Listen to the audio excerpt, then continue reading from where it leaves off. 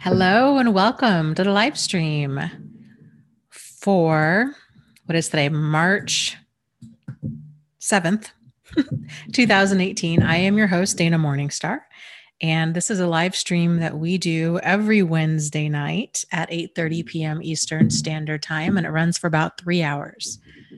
So welcome. George is here, Renee, XOK, Dandelion Greens, Bonnie, When the Narc Barks. Hey, everyone.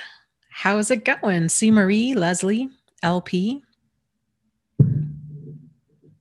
Karen. So I'm super excited. Before we get into the live stream, I just have some, I don't know, randomness to share with you. So I've been so overwhelmed with all of this for the longest time. I absolutely love doing this. I'm not saying that I'm going to stop doing this anytime soon, but I've been really overwhelmed with the learning curve to YouTube and to Facebook and to Facebook group and how to do emails and my website and on and on and on. And if you've been with me from like the beginning, then you know the chaos that has been a part of the process for so long. And so I decided the other day, because I kept thinking, I'm like, I really just don't want, I was concerned about, I don't know, spending money on like my website and stuff. And I just kind of thought, well, I'm a DIYer. Like I can figure it all out, and I figured out a lot, don't get me wrong, but there's a lot more I still need to figure out. Anyways, long story short, I decided to just finally go ahead and pony up and pay some people who actually know what they're doing to help me with my website and emails and all of that. So I'm super excited. Things are going to start looking really different around here and hopefully run a lot smoother, because it's frustrating for me. I can only imagine how frustrating it must be for you guys. So hang tight. It'll be fun. We'll see. One of the many things that I'm trying to figure out is YouTube thumbnails and what I want mine to look like. So if you have any ideas on what would make for a good thumbnail, let me know. It's hard. Like it's difficult to kind of find your personality. And like, for example, Angie Atkinson, her thumbnails, I think, are darling and they totally match her. They match her personality. And they're just fantastic. But I know like a lot of YouTubers kind of go that route with like bright colors and bold text. And there's a lot of value to doing that, because it's eye catching and, it's a good way to go. But I don't feel like that really fits me. So I don't even know. So if you have any ideas for thumbnails and like what you think would be some good options, please let me know. Oh, thank you, Lauren. She says, I have no complaints with your work, Dana, only gratitude. Oh, you're so welcome. And I'm glad that I'm able to do this. And I'm glad that the stuff's able to help. Okay, let me scroll up here.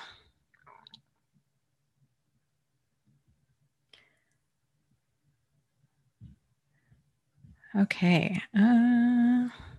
Scrolling.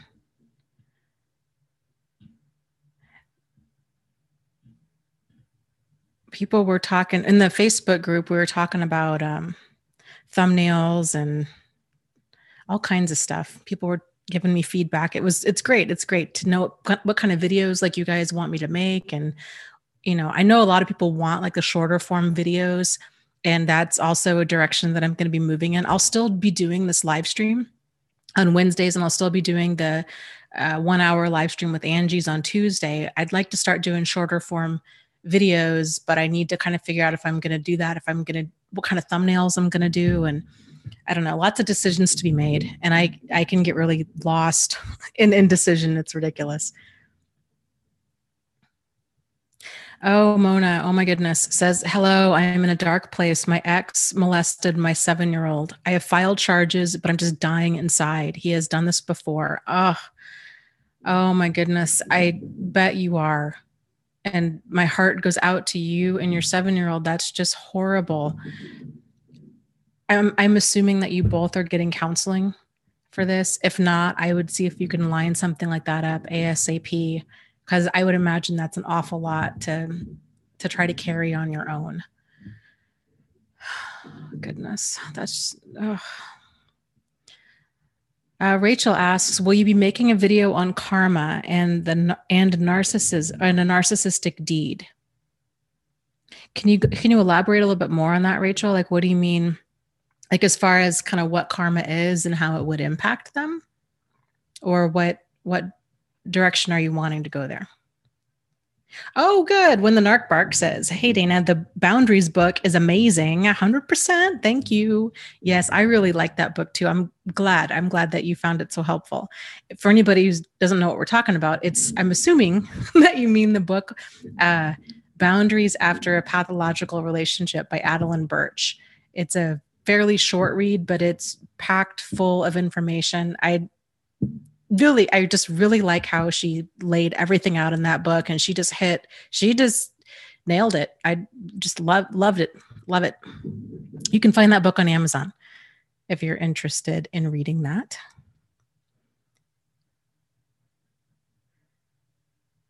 And Rachel's asking, yes, she wants to talk about, does karma ever get to them? Let me think about making that into a video, because that's a really big topic about karma, and even I think our understandings of I think kind of how life works in general, how karma works in general. That's a really big topic. So let me chew on that for a little bit, and then I will touch on it. Because a lot of people, I myself included, really had struggled with that. So before we go further, I also wanted to mention the concept of trust. This was a concept that this of course comes up all the time, but it came up today in the support group, and I thought it was worth bringing up again in here. So kind of switching gears a little bit. It's very common for a person to get out of an emotionally abusive relationship and doubt themselves, like big time, and to doubt everybody else around them, especially when they're meeting new people. And they feel like, what's so wrong with me? I just can't trust anybody. And it's because of my ex. And I'm so scared. I feel like, when is this person going to change? When is this new person going to change? When is the shoe going to drop? When I feel like I'm holding my breath and I'm feeling so anxious and just upset. And I will tell you that about 9.9 out of 10 times, what's really going on is that they've met another person. They're seeing red flags with this new person, and they're not identifying them as red flags, or either that, or they're caught up in that cognitive dissonance of hoping that the situation is something other than it is. And so it's very common for people to be like, well, yeah, okay, so I'm with this new person, and like they hide they have their phone under their pillow, or like in their car, or they're always seem to be busy. And whenever I bring it up, they get upset with me and they call me jealous and insecure. Or when I opened up to this person about my past abuse, they were really insensitive and not compassionate at all, and told me I was stupid for staying, and this kind of stuff. And then like, but what's wrong with me? Like, I just want to be able to trust them.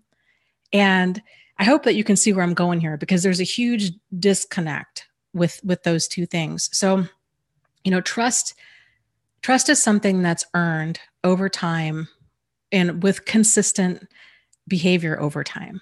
And in order for trust to be cultivated between two people, there really needs to be a degree of vulnerability there.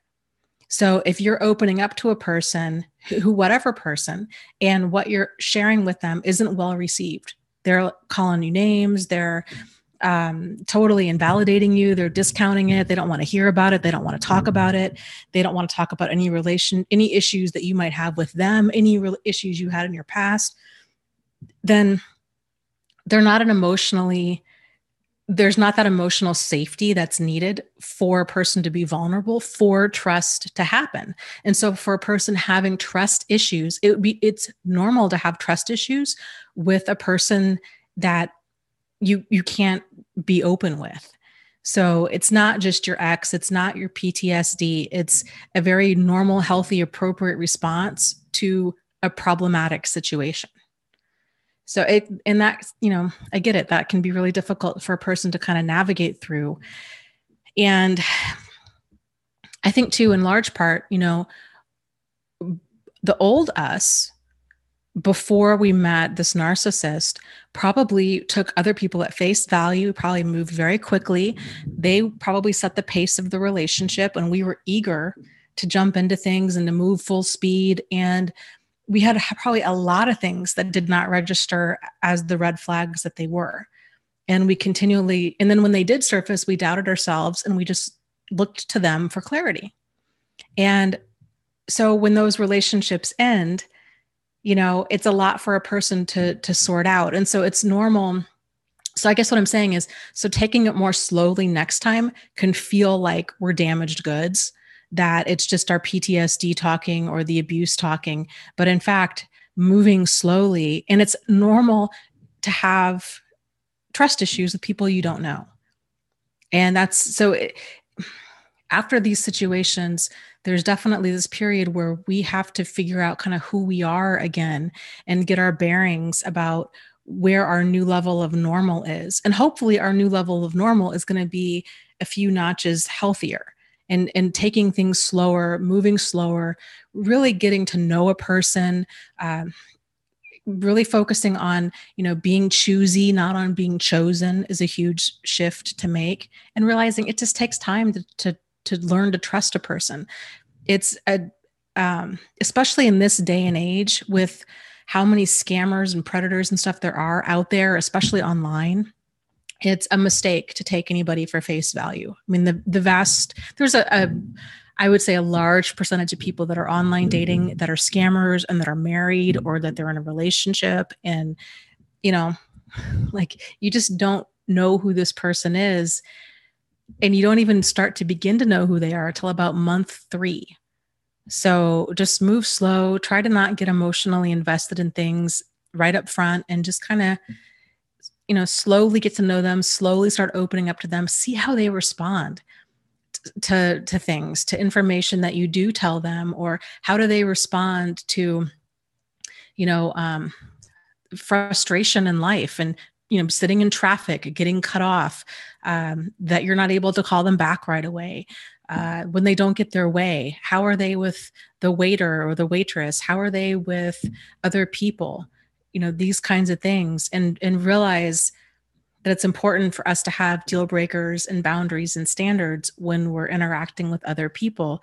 And if they're not handling those kinds of situations up front, like, we don't need to stay in a situation until it gets intolerable. Like, we need to leave up front. But I will tell you, it's always difficult. It's always difficult to leave a situation that we're emotionally invested in, no matter what type of situation it is, a friendship, a work environment, especially a significant other. So if you can kind of rein in your emotions and not fall so hard so fast, you'll see things a lot more clearly and be able to get yourself out of bad situations much, much sooner.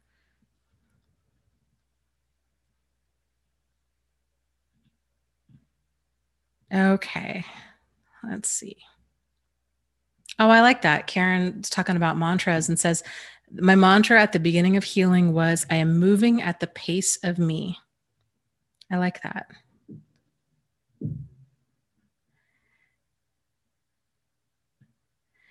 Abuse Free says, hi, Dana, please talk about the journey after you start setting boundaries. That's a great question. Well, that's a big question. So, boy, where to even begin? I think when a person starts learning about I think it really starts with tuning inward and getting reconnected with how you feel. How does it feel when a person's violated your boundaries? It usually starts off with feeling shocked, confused, knocked off balance. It's probably the earliest indicator. You just feel like, whoa, what? Did I hear that right? Like, did that just happen? So it's that feeling of knocked off balance, which leads to confusion. There tends to be, anger, and over time, there's resentment, there's anxiety, there's walking on eggshells, there's uncertainty, there's introspection. Who has the issue here? Is it me or is it them? And did I really hear that right? And did they mean it that way, or am I just being overly sensitive? Like, all of that kind of stuff is a great indication that you've had a boundary violated. And so then once you realize that you've had a boundary violated, then there's steps that you can take to try to get that back in alignment, depending on what it is. So it might be, and everybody goes about this in their own way. So for me, for example, if somebody violates a boundary, I tend to get so knocked off balance. Even if it's a small thing, I get knocked off balance to the point where I don't even know what to say or really how to handle the situation appropriately. I just really go into freeze mode. And it takes me a while to kind of compose my thoughts to figure out what the next step is going to be.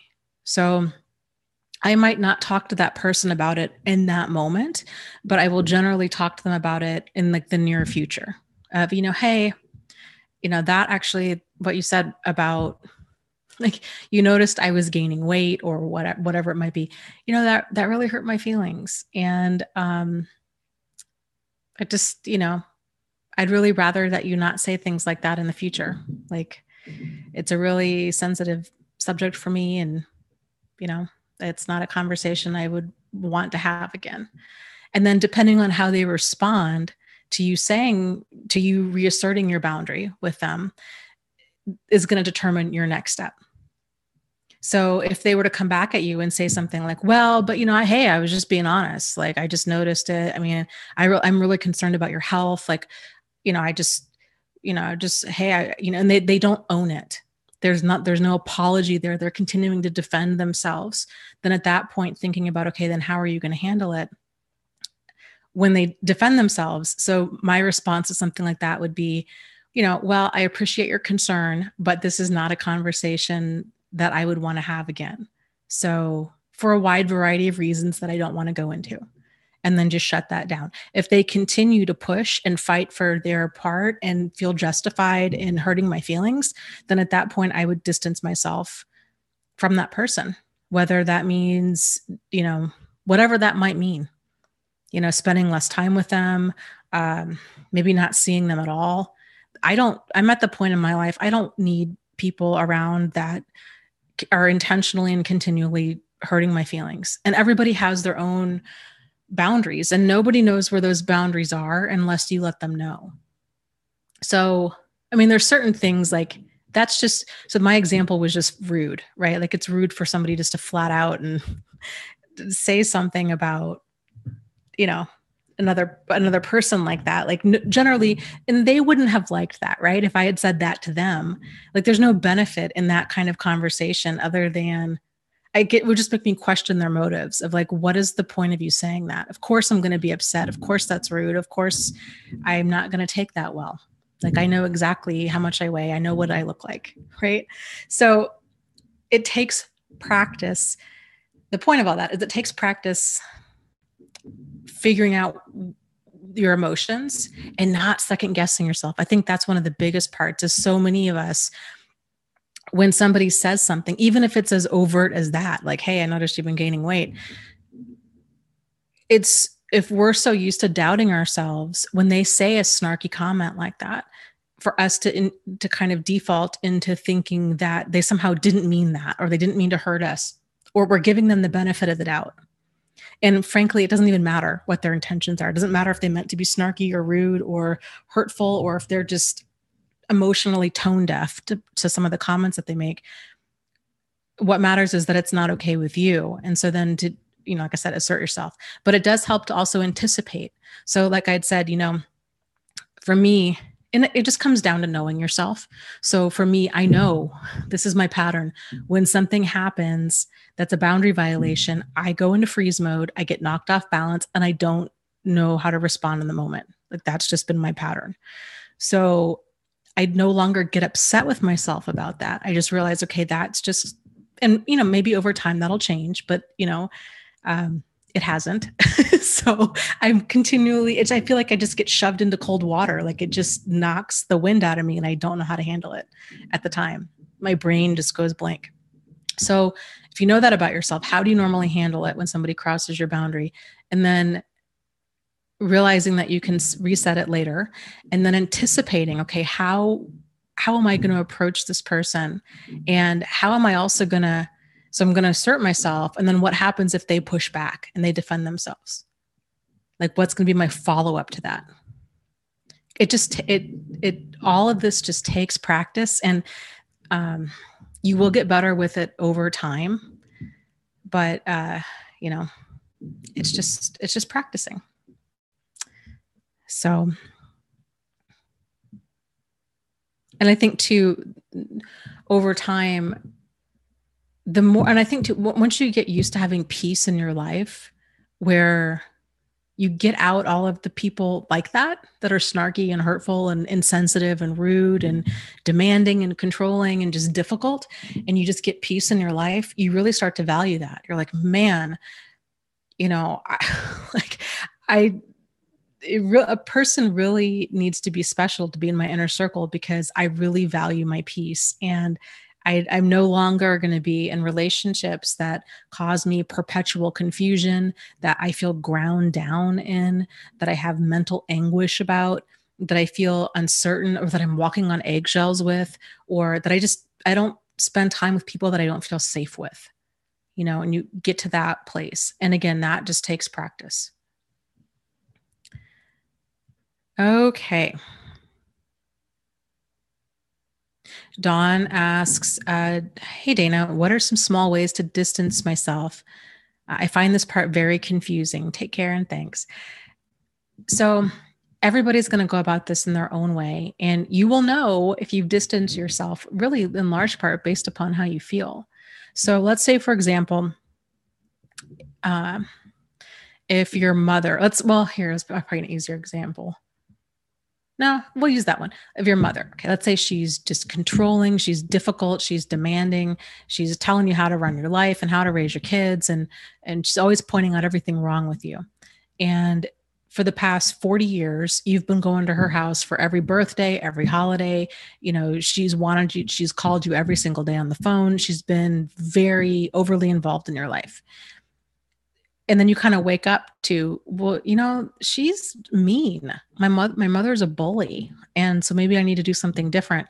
So if you try asserting yourself and she continues to steamroll over it and she doesn't acknowledge her part in things, and then you decide, you know what? Okay.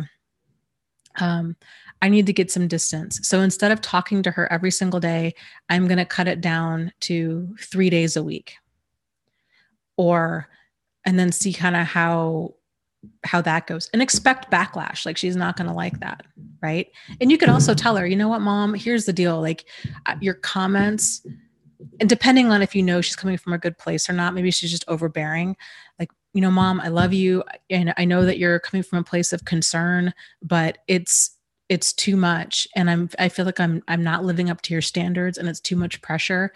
And I love you and I want you in my life, but I think we just, I've got a lot going on right now, and I can't be continually criticized like this. Like it's just not healthy for me. And I don't like the way that I feel after our conversations. And so you might just be straight up with her.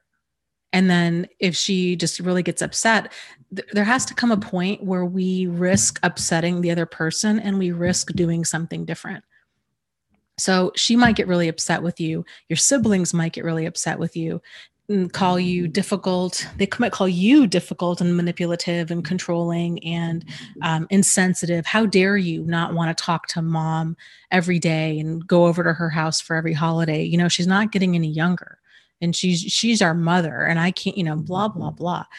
But if you get to the point where you're like, you know what, I just need more peace in my life, then if she doesn't meet your boundaries, then you start knowingly that you're going to be rocking the boat and being like, hey, mom, we're not talking 7 days a week. Like, I'm cutting it back to a few days a week. And she'll push those boundaries. So even if you agree of like, okay, today's Tuesday, mom, I'll call you back. I'll call you again on Friday. Expect a phone call from her on the next day. Right. So that's what manipulators do. It's all about them. It's all about them getting their needs met, and they'll push and push and push and push. And so it's our job to learn how to push back and just be like, no means no. Like, I'm not. And then if she calls, you send it to voicemail, and you keep sending it to voicemail. You don't cave in. And so then if over time, depending on how that ends up working for you, maybe that's enough. Maybe not talking to, maybe going from 7 days a week to 3 days a week is enough. Maybe, but maybe it's not. Maybe instead of seeing her every weekend and every holiday and birthday, you switch to seeing her every other weekend, or you switch to not going over there on every holiday, or you just start distancing yourself until you get to a place where you're not so full of resentment and anger and frustration, and to where you're not taking action out of like fear, obligation, or guilt.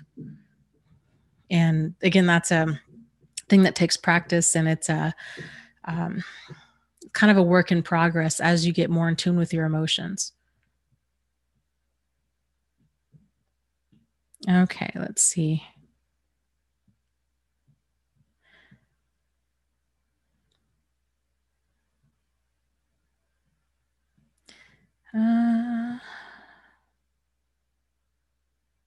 Okay, I like that. Kitty says, I heard a suggestion when somebody makes an out of bounds comment to ask what? It gives you a moment and forces them to say it twice. Has anyone tried this? Yes, I have. And it can work, especially if you repeat it. If you have them repeat it, or if you repeat it back to them so that they can see the kind of the ridiculousness of what they're saying. However, it's if you're the kind of person that tends to go into freeze mode, like I am, where you just don't know you're just so knocked off balance that you just can't come up with a response, that can be very difficult. But if you have a certain pattern with a manipulator in your life, like if you know your spouse, they tend to, I don't know, give you the silent treatment whenever they're cheating, for example, right? Like they pick a fight over something ridiculous, and you're like, this is the pattern. They pick a fight over something ridiculous. All of a sudden now I'm getting the silent treatment, and then they're going to come back, 5 days later, but odds are they've been out cheating, because that's what they normally do. So when that game starts up and they pick a fight, to realize to try to detach emotionally and see it for the game that it is. And so if they say something like, oh, you did this wrong, or it's something ridiculous, just be like, I'm sorry. Yeah. Like you're saying, well, what? Like, you're mad at me because I bought groceries that I normally always buy. And what's going on?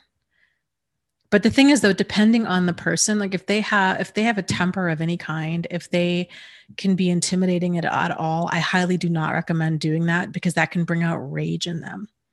So you're dealing with a very impulsive, intolerant adult who cannot handle frustration. You're dealing with a child in an adult's body who's going to start having a temper tantrum, but whose temper tantrum can very quickly turn violent. So I think that technique, the asking what and reflecting back to them, the Patricia Evans in her book, The Verbally Abusive Relationship, mentions doing that. And I think it can be, and she also recommends tape recording, or I guess you could do like videoing the whole exchange go down. But I think that's a good suggestion, but it depends on the context.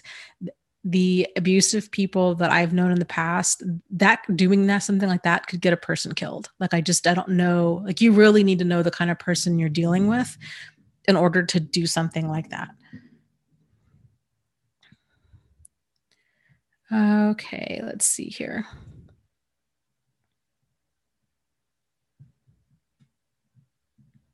Oh, let me scroll up.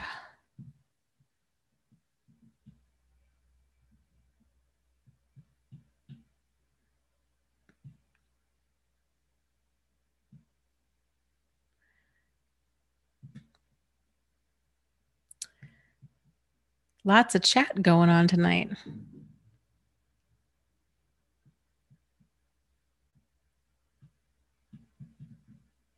Okay, let me. People are talking about inner child work, and there's a lot of books out there. Somebody in one of the comments had made a really fantastic comment a few weeks ago and had recommended the work of Pia Melody, and I would agree completely. She's fantastic. You can find a lot of her videos on YouTube, and she's got a ton of books out. But she really does go over like inner child stuff and kind of working on repairing the damage. I haven't really gone through any like formal, I would say, like inner child stuff. If you're familiar at all with my story, I really haven't had a good therapist, to be honest with you. Um, and I've been to a handful of them, and I just felt like none of them really were familiar with emotional and psychological abuse, and I just didn't get very far. So I don't know. We are planning on reading some of Pia Melody's books in the book club. Um, and we can kind of go through, more of that down the road for sure. For me, I think, and of course everybody's different, but it was having certain realizations along the way. So about kind of inner child wounding, Lisa Romano was another one that I would recommend for like inner child kind of stuff. But so like different kind of childhood wounding, probably the biggest aha moment I had, and it came from a support group, is when somebody was talking about kind of the whole concept of getting these emotional needs met in our empty buckets. And that was when I realized, for me, that's how I kept getting tangled up with love bombing, is I'd been walking around for a very long time feeling very unloved and unimportant.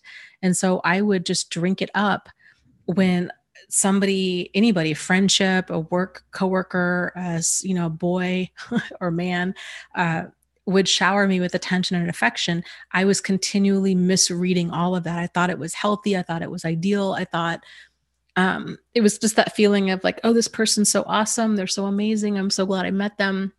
I would move too quickly into wanting to spend all my time with them because I'd been so starved out for so long. And once I realized that was like the keystone aha moment, I think, for me. And then I was able to really slow it all down, because before I'm like, I don't understand why I keep getting tangled up with these people. What am I missing? Like, what signs am I missing? I mean, they're not controlling, jealous, rage aholics. They're not belittling or calling names or doing these things. So what's going on? And what it was it was that love bombing. And then I was emotionally invested, and I wasn't seeing things clearly. And then I was glossing over stuff and on and on. So,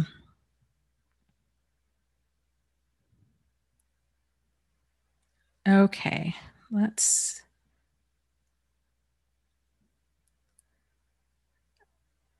cha-cha-cha, let me,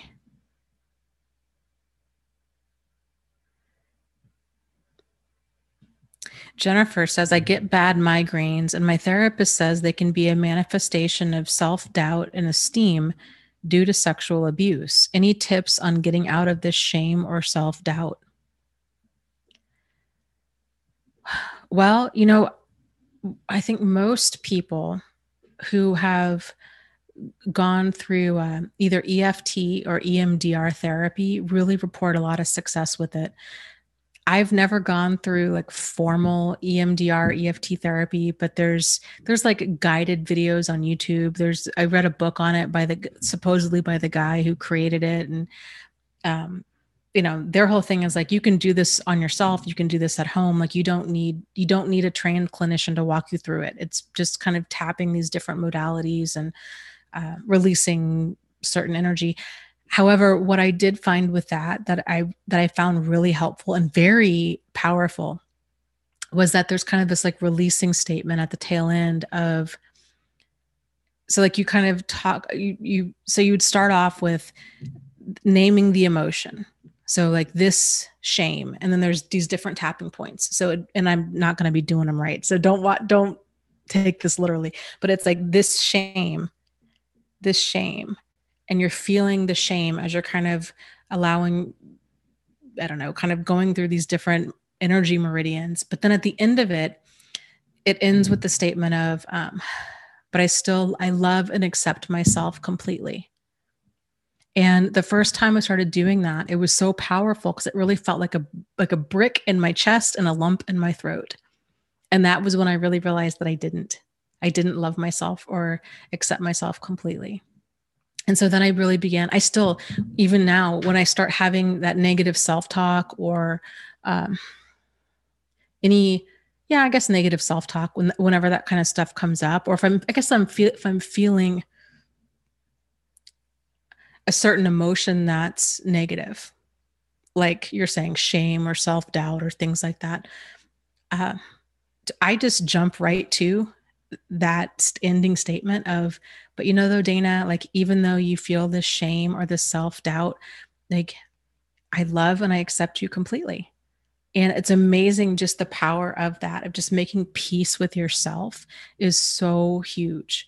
So that might be something, if you're seeing a therapist, to talk to him or her about potentially doing like EFT or EMDR and seeing if that does help. Something else to consider too might be magnesium. So magnesium is a muscle relaxer, and there's magnesium spray out there. I have it's great for anxiety. It's all natural. It's just magnesium, and it's a topical spray. You can get it on Amazon or you can make your own. It's like, I think $10, and you spray it on your skin, and it can kind of dry out your skin over time, but it instantly reduces tension in kind of whatever areas. I just would be careful if you put it anywhere near your head to make sure you don't get it in your eyes, and it'll make your hair kind of oily. Oh gosh, this desk. It'll make your hair kind of slick. So just know that. But I love that stuff. So sometimes, chronic migraines and muscle pain and stuff can be a sign of a magnesium deficiency.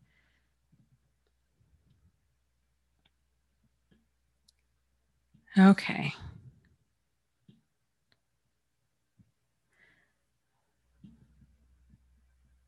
Let me scroll through here. Thank you for sharing that. XOK is talking to Jennifer and says, I was also sexually abused and had repressed it for a while. A sexual abuse group therapy was a major healing for me. And I could totally see that. I think, XOK says the group therapy for sexual abuse destroys the shame. Totally. I think we all go through life feeling like whatever happens to us, that we're the only one, or that nobody else is going to believe us, or that we're somehow, it's just such an isolating feeling whenever you have anything traumatic happen to you, no matter what it is. If it's a parent dying, if it's a bad car accident, if it's a break-in, if it's abuse of any kind, if it's getting caught up in a scam. I mean, in anything traumatic that happens to a person, it just causes them to feel very alone in that. And just knowing that, yes, there's other people that have gone through this and that feel very much the same way that you do, that in itself can be incredibly transformative. So I like that idea. That might be something to ask your therapist too, if she knows of any sexual survivor type groups out there. There's also a free website called RAIN, RAIIN, or RA, hold on. Let me look. RAINN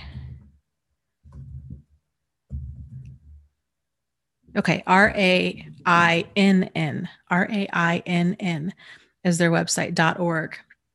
And it's a ton of resources for men or women or children that have undergone sexual assault. So fantastic resource worth checking out. They have a hotline. They have just all kinds of stuff.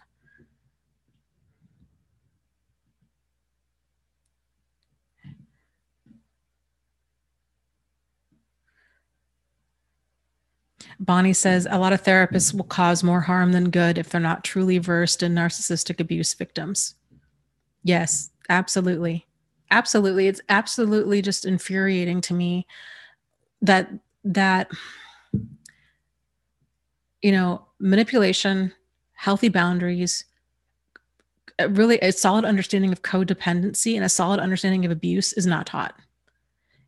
It's like if you're going to go through school and all you've learned is cognitive behavioral therapy and where different therapeutic techniques have been developed from, it's not helpful. Like you're most likely going to be unintentionally gaslighting your clients. And it's so, and then the other part too is if a therapist hasn't done their own work, if they don't have healthy boundaries and healthy standards, then God only knows like where they're leading their clients to, probably back into the fog, because you can only, if a therapist, and I've worked with many of them who have thought, oh, well, family is forever, and oh, but she's your mother, and I guess it's not abuse if they're not reporting being hit and this kind of stuff. And it's just like, oh my God, all of your clients are screwed.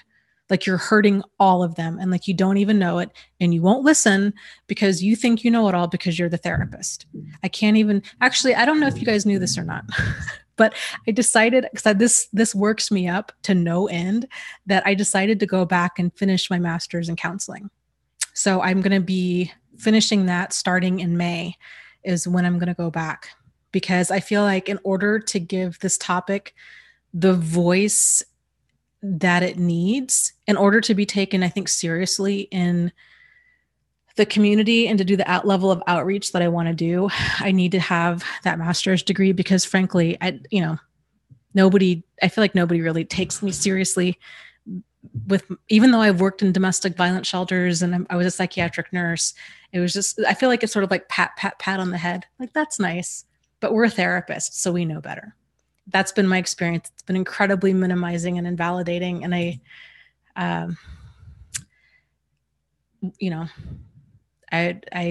this is what I want to do with my life. And please don't get me wrong. There's a lot of fantastic therapists out there. There really are, but they are way too hard to come by. Like, it shouldn't be that way.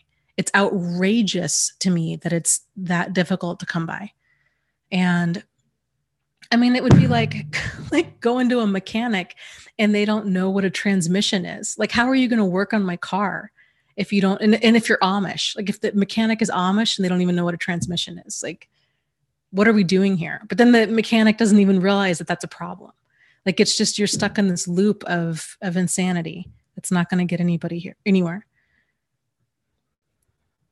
So Soul says, I'm so lucky. I have a really good therapist. She's an expert in codependency and narcissism and helps me so much. But watching your videos is therapy too.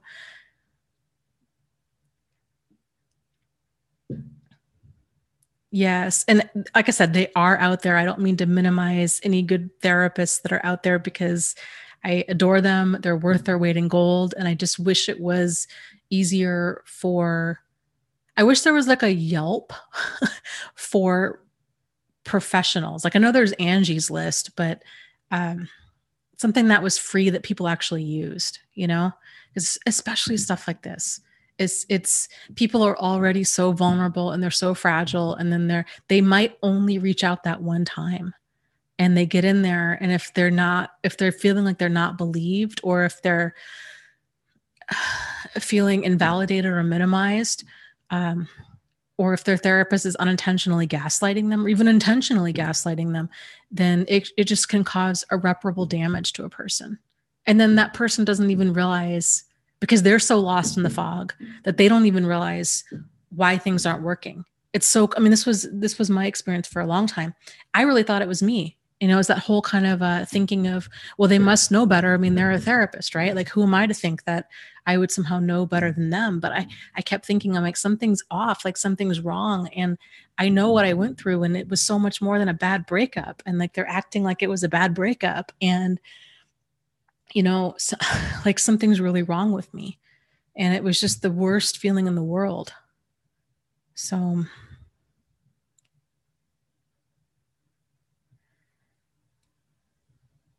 Peace says, well, aren't therapists supposed to know all of the personality disorders? Yes, but I will tell you, knowing them and understanding like day-to-day stuff is two very different things. And, and again, I look at my own experience, okay, of here I working in a domestic violence shelter. I was teaching classes on dangerous people, what signs to look out for, how to stay away from them, all of this kinds of stuff. And then here I am, got caught up with the total sociopath who I think was trying to kill me. I mean, it was nuts. And it was out of the blue. And I'm like, how did I get here? And what signs am I missing? It was awful. It was incredibly awful. So, and then as a psych nurse, like you learn about all the different personality disorders but they don't go into specifics. So like the DSM, it might talk about, okay, if this person is like antisocial personality disorder, it's anything. It's not even just like personality disorders, like it's anything. But it might say like antisocial personality disorder, basically, is highly exploitative, generally has a history of conduct disorders before the age of 18, things like that. Well, kind of just skimming that, like those bullet points versus actually seeing it are two very different things. And most people think that they understand like what a manipulative person is like, but to actually be on the receiving end of it is very different. Just sort of like a person, they might know about the signs and symptoms of alcoholism or anorexia, but to actually go through being an alcoholic or go through being an anorexic or living with somebody who's an alcoholic or an anorexic, it's two very different things. Like there's the kind of that clinical picture, but then there's all of the internal stuff, the day-to-day stuff. And it's hard for, I think, a person to fully understand that unless they live it or they live with it.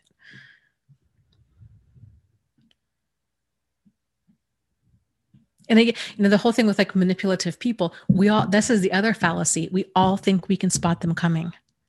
And most of the time we're wrong, especially if they're really like emotionally in tune enough to know how, like what to say and how to act, So it's one thing to see like the real obvious, polarizing kind of cases like, Charles Manson or Scott, well, not even Scott Peterson. That's not a good example, but like,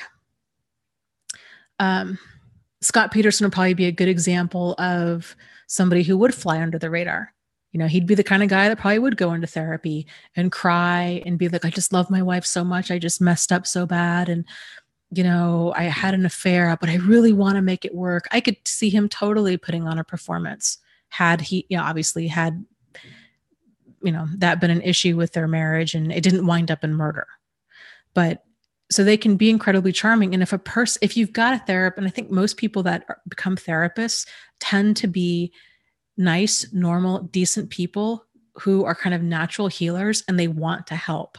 And so it's very difficult for that kind of, and probably there's a lot of unresolved codependency going on in a therapist too.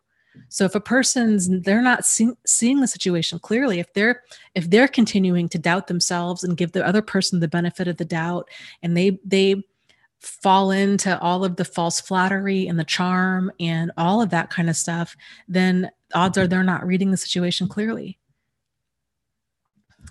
So there's just a lot to it.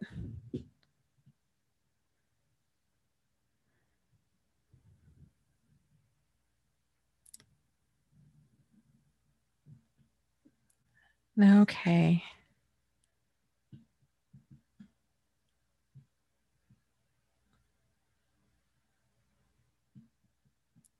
me. Yeah, when the narc bark says, well, if a psychologist has gone through abuse themselves, then they can be decently good. There's a difference between knowing the pain and walking the path.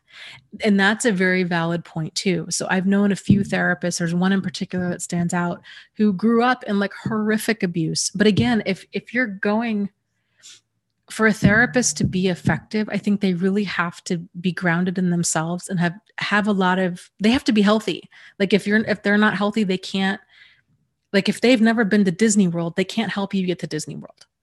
And if they haven't examined all of their own belief systems and boundaries and standards and deal breakers and stuff, then they're going to unintentionally guide somebody down the wrong path. And this one therapist I used to work with, grew up in horrific abuse, and she still had like all kinds of really problematic thinking about relationships and like what was workable and what wasn't. And like, just, oh God, it was so, like, oh my God, what are you telling these people? Like, what are you advising them? This is so awful. Like, and it's the thing is, it's not even like her fault, or I think it's just the way that this kind of information is transmitted, the way that it's taught or not taught. It's a very real problem. And I feel like I've had a tremendous amount of training in abuse and experience in abuse, personal and professional. And I read a book a month on the topic. I've been doing that for 3 years now. I feel like I know my stuff, but at the same time, I will tell you, I feel like I'm just scratching the surface. So there's so much to all of this. And so I don't know, there's a lot that just needs to be done. And I don't know. I think one of the cool things about the internet, but these live streams and my support group and such, is it's so good to hear other people's, it's so good and it's so important to hear other people's feedback and for that advice to be put out into the community. Cause it like never ceases to amaze me where I will say something or think about a topic in a certain way, and then somebody else will think about it in a different way. And I'm like, oh my, wow. Okay. Yeah. I'd never thought about it in that way. I'm so glad they mentioned that. And that's the other thing, is like, if a person learns information in a bubble, and if they just think, well, yeah, I have a degree, I know what I'm talking about. If they're not open to learning, then they're going to be closed off to learning. I mean, I was thinking about this earlier today. Like, had I finished my master's degree, what, 3.5 years ago, 4 years ago, that probably would have been the absolute worst thing that could have happened, because I would have fallen into that too. I would have thought, no, I know about this. I know a lot about this, and I'm not going to listen to people that don't. That probably would have been my mindset. And because even back then, like when I was getting into support groups and really started stumbling across this, I found myself getting really defensive and angry because so much of what people were talking about was counter to what I'd already learned. And it was a very humbling experience to just be like, you know what, Dana, just sit down and listen, like slow your roll. And it was the power of the community, of hearing all of these different collective experiences and the way that every person was experiencing different red flags and handling things in different ways, that I think is whatever knowledge I have today is due to that. So the human ego and the brain is a tricky thing,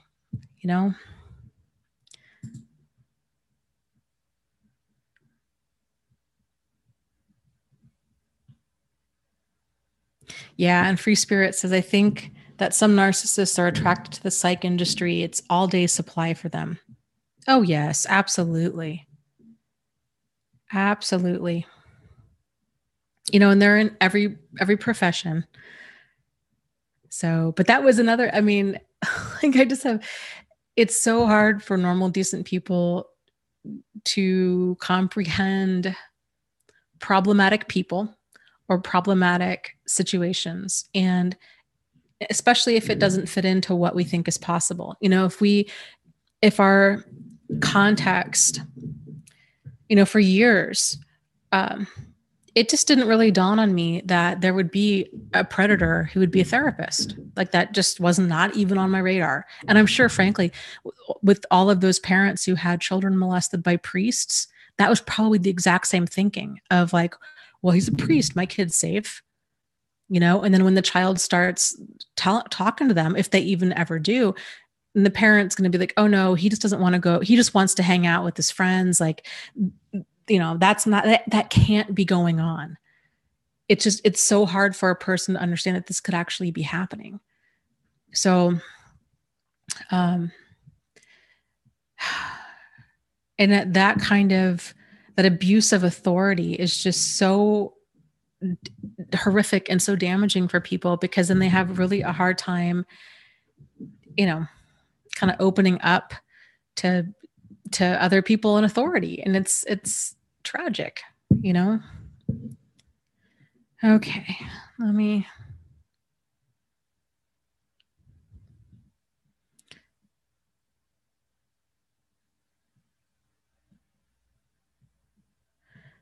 Jennifer says, my therapist says you can skip the anger part of grieving, but I'm not so sure. I've never heard that before. That's interesting. I don't know. I would imagine everybody grieves in their own way, but I feel like I've yet to meet a person who hasn't gone through that anger phase. But I don't know. I mean, maybe.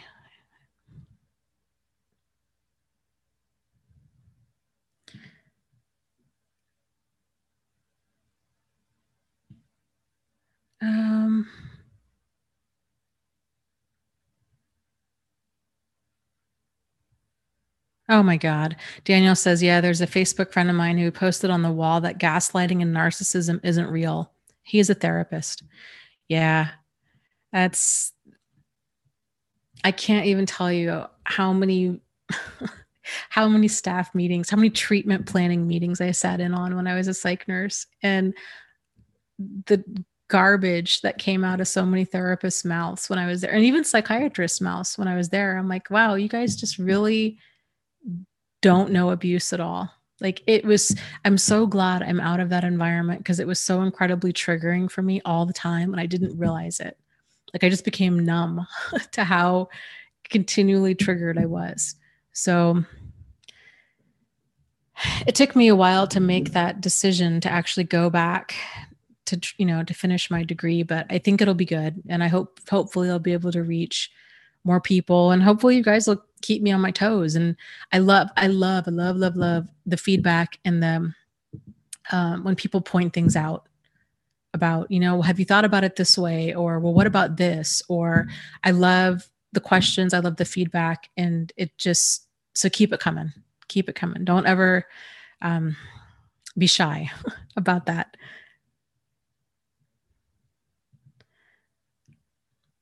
Okay. Dawn is talking about spoiling a child is also a form of abuse. And and she's talking about her older brother. Yes. So the book that we're reading for book club for this month is on emotional blackmail, and by Susan Forward.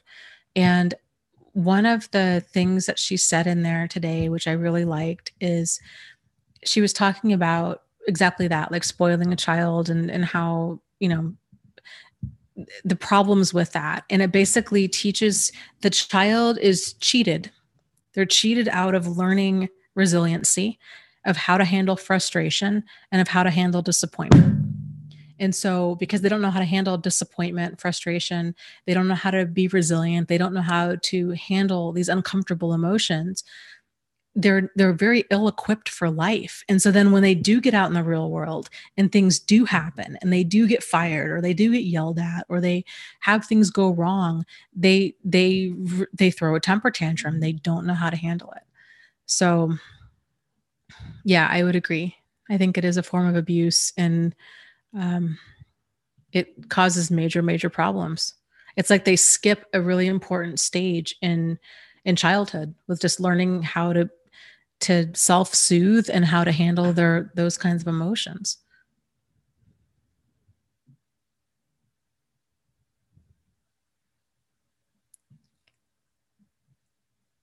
Right? Harmony Jello says, I didn't believe a person could be evil until I met my ex. He changed my whole philosophy of good and evil. I feel the exact same way. Like, I thought I kind of knew.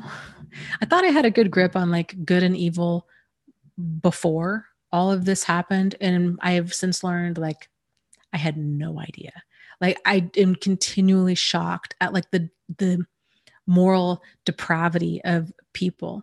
And it's just outrageous that the stuff that people can do, it's just not on the radar of normal people with a moral compass.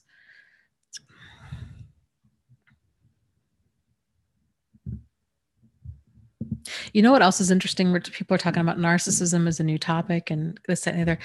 Yeah. I look at, kind of the development of even under the kind of psychiatric community or psychological community around alcoholism. And you look at how that progressed. And that wasn't that long ago. I forget when Alcoholics Anonymous developed, maybe the 1950s, I think. But it was the alcoholism really wasn't very well understood. It was just it was really minimized, and it still is, right? People are like, oh, that's just Uncle Bob and he just drinks, and that's just kind of how it is. And it's really oftentimes minimized and enabled and tolerated and this kind of stuff. And then they began to realize that, okay, there's patterns among alcoholics. And actually, let me back up a little bit before that. It wasn't even the mental health field that noticed this. It was the two guys that started AA. It was, I think they were both named Bill. One was a stockbroker and one was a surgeon. And they were like, we want our lives to work and we need help and we're not getting any help. We want answers and we want to get sober. And so they went on this quest to find answers and to figure it out. And they began, meeting with other alcoholics and talking to other alcoholics who'd gotten sober and kind of trying to figure out this puzzle for themselves. And,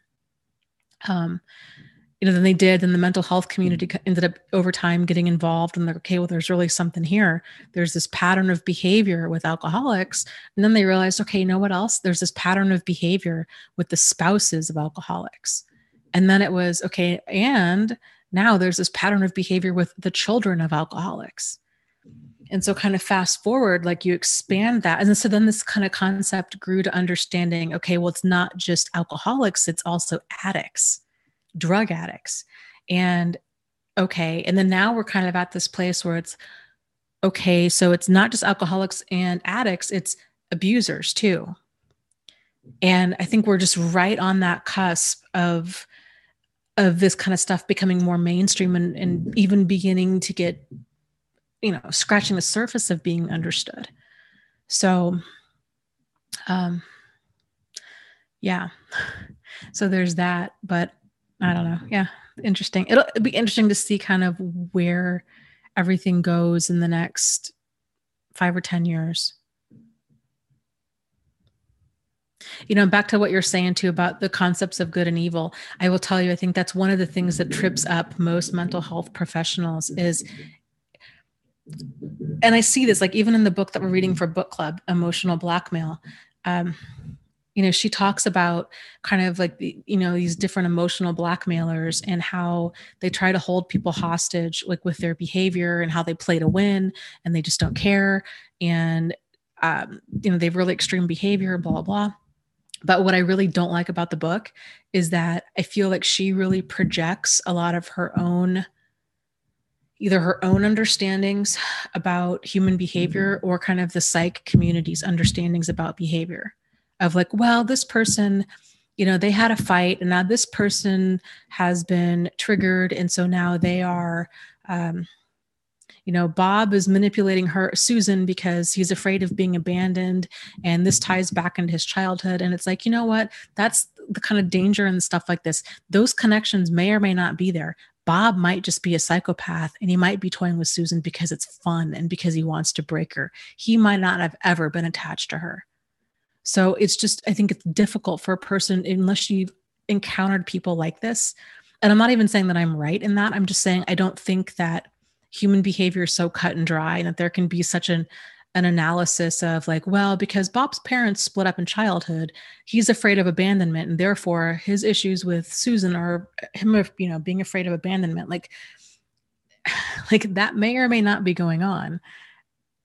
And I think too, I don't know. So just that kind of stuff, that possibly putting a moral compass, and we're trying to make sense out of behavior that's nonsensical. And the reasons that we come up with may or may not even be there. To me, it's like, if you were to try to understand an online dating scammer, like the level of attachment of a narcissist or a sociopath or antisocial, oftentimes their level of attachment is that of a dating scammer. So if a dating scammer is calling a person, love bombing them, and then all of a sudden starts asking for money, it has nothing to do with like their parents and they're afraid of getting attached. They were never attached to begin with. It was all a con from day one. So do you see what I'm saying? All right.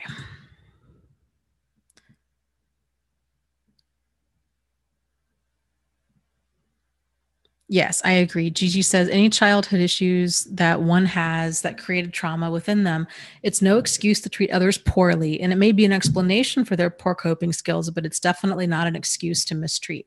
Absolutely. But I think by and large, it actually is used as an excuse. And that frustrates me to no end.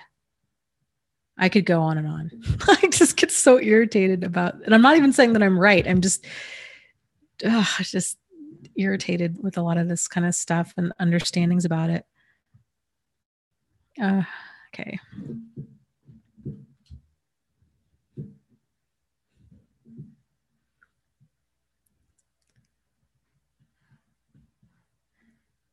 Okay, let me scroll up here.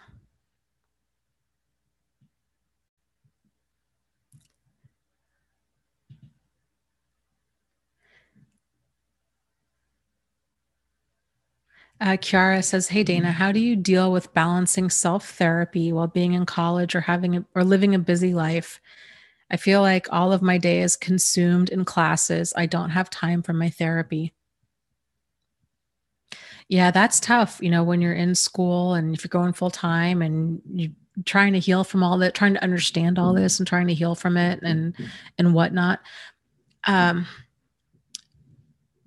I would say focus on the issue at hand, because I think there's so much information out there about all of this. And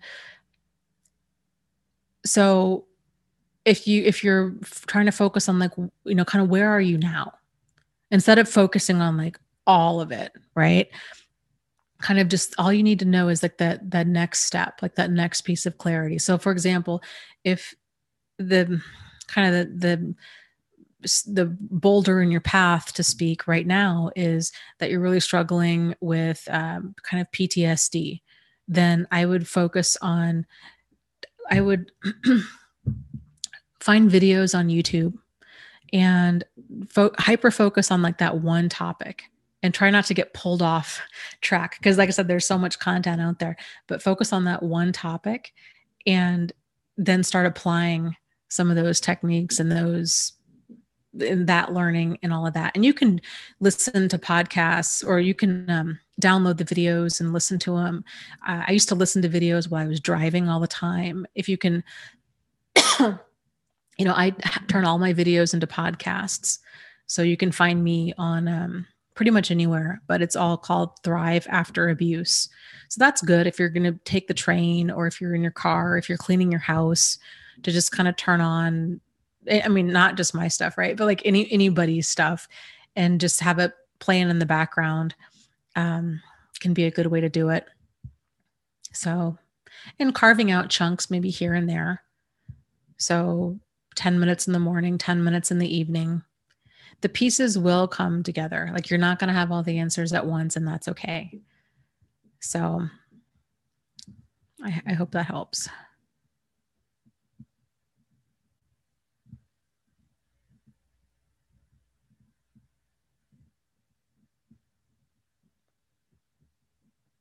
MZ Wemzy Full says, I did not know that. Says, yes, Oprah is putting out a document on trauma as a route of adult issues, shifting away from asking what is wrong with someone to what happened to someone. It's a really good sign. Yeah.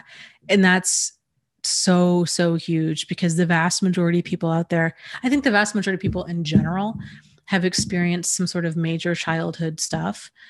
Whether they identify it as actually major childhood stuff or not is another whole nother topic. But I think most people have these unresolved traumas. I would love to learn more about, and I would love to really kind of put together material on teaching people like coping skills and understanding trauma, and how, and kind of what even trauma is. I think so many of us are quick to discount it. Like, well, no, my parents, maybe they never divorced, or if they did, maybe that's just normal. Like, everybody's parents divorced, or they think, well, no, my mother was an alcoholic, but it wasn't that bad. Or, it's not like we were being beaten up or like locked in a closet or anything. I think so many people are quick to minimize what they went through, not realizing that regardless of what you go through, it's still going to impact you. And that it doesn't have to be the worst of the worst. It doesn't mean that you're too sensitive, or that you don't like appreciate the good of your childhood or whatnot. It doesn't mean any of that. It just means that we're all impacted by the events that we go through in our life. And I think it's important for us to understand how these events can impact us. And then also to have those conversations about boundaries. Again, like I get so irritated because this stuff is just not taught at any level. And that's a really important conversation to start teaching kids early on about healthy boundaries, and understanding their emotions have messages for them, and kind of what that means, and tuning into those, and just on and on. So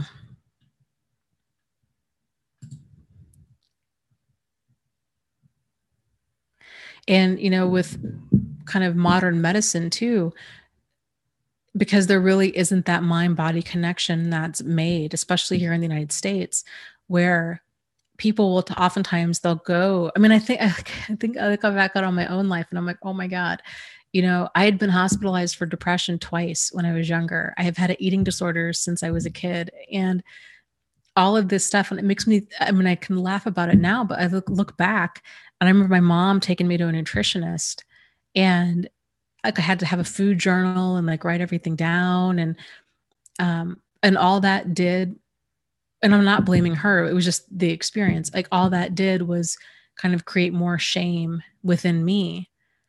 And I see that now, and I'm like, it was never about calories in, calories out. Like, yeah, that's how a person gains or loses weight, but it wasn't about so much what I was eating. It was about why. And that was the piece of the puzzle that I needed to resolve, because my weight has like fluctuated radically over the years, and it was unresolved issues, emotional issues that I had, that I was like literally stuffing down, and didn't realize that that's what I was doing. So, kind of now that I'm aware that that's there, now I can start addressing it. But, most people, they go to the doctor and they have, anxiety, depression, chronic pain, inflammation, troubles like insomnia, addictions, alcoholism, drug addiction, pain pill addiction, and so many of these things, it's like people just trying to self-regulate and handle their pain, but because we're not taught to how to handle our pain. And so all of this being out of balance is just very normal. Like it's normal. You go talk to any person, and most people are on several different medications about with trying to handle stuff like this. They're on a diet pill, they're on a sleeping pill, they're on an antidepressant, but then you talk to them about, well, what does your life look like? And they'll look at you like you're from Mars. And it's like, well, but everybody's got issues in their relationship. Yeah. My spouse yells at me all the time, and I continue to feel less than, and my mother's a witch, and, my boss is absolutely intolerable. And it's like, well, I know that that's normal for society, but that's why you feel the way that you do. If you can get your life back into alignment and get around people that are good for your mental health will start to improve. Yeah. Up yours, Narc says trauma held in the body can cause countless issues. Yes, absolutely.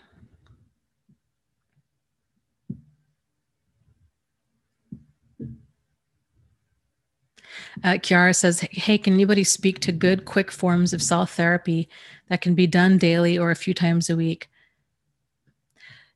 From everybody that I've heard from, Kiara, I would say I would start with EFT. Stands for Emotional Freedom Technique. You can find videos on YouTube. There's guided videos on YouTube. So you can see the different tapping points and work through that. I think it's, 10 minutes or so for a video. I would say, regardless of what you do, try incorporating that in to your day and see if it makes a difference. And you'll know after the end of the first session, kind of how things are feeling. But the awesome therapists that I have had the pleasure of working with, that a lot of them that were trained in trauma and EFT and EMDR, and even psychiatrists, swore by it. They're like, this is amazing. This person's been coming here for like a year and a half, and the needle hasn't moved very far. But they started doing EFT or EMDR, and they had massive breakthroughs in a very short amount of time. So it's worth a shot.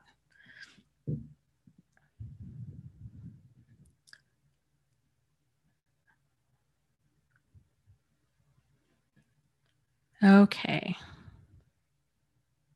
Yes, MZ Wemzy says, yes, teaching young children about consent and body autonomy would really help this. Yes, I agree.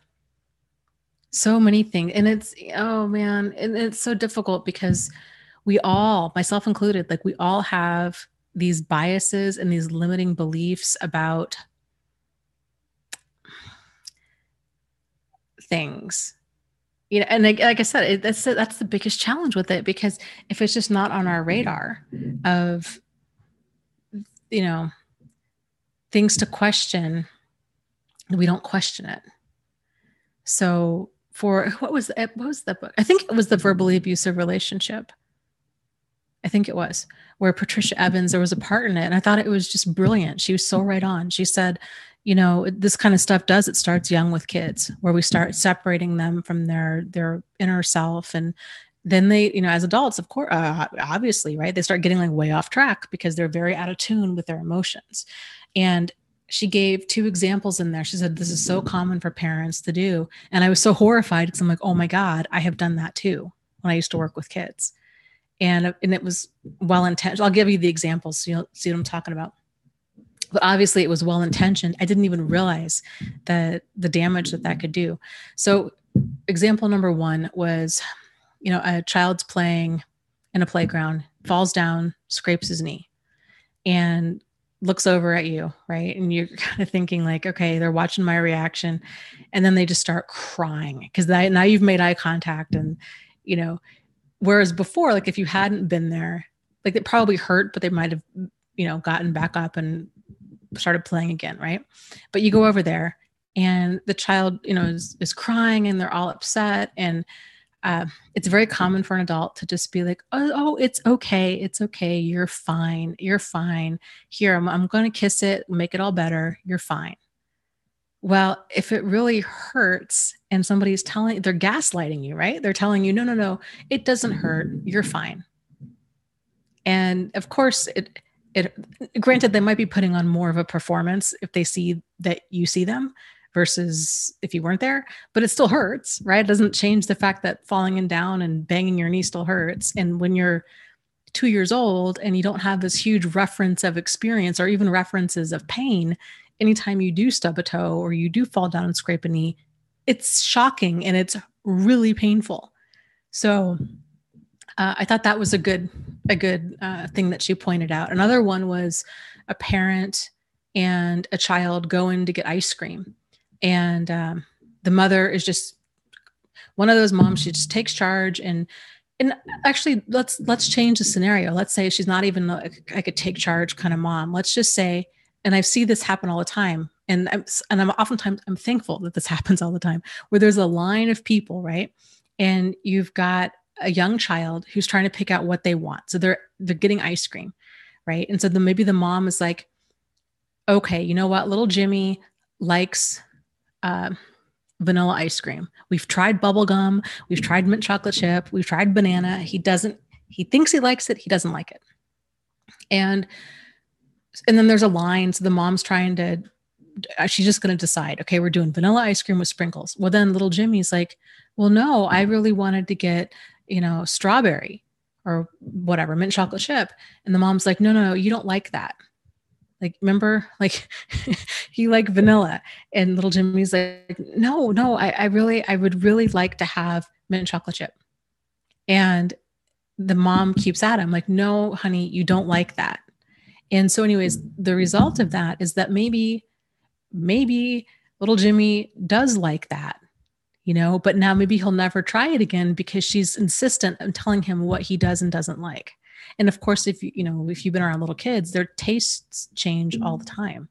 So one moment they might absolutely hate mint chocolate chip ice cream. And then, 2 months later, it's their new favorite thing. So little things like that, I thought that was really helpful because there's so many things like that us adults do that might not even be coming from a controlling, hurtful place that can really kind of knock another person off balance. And I think especially with children is telling them, how they think, how they feel, how to act. So if they have reservations or hesitations about being near a certain person, maybe, they don't want to go sit on great grandma's lap. She's 105 and that's scary when you're a little kid to see somebody that old, and so they're like, I don't know. And then the parents are like, no, she's great grandma. You go sit on her lap, you go give her a kiss on the cheek. And the child's not comfortable, then they're being forced to do that anyhow.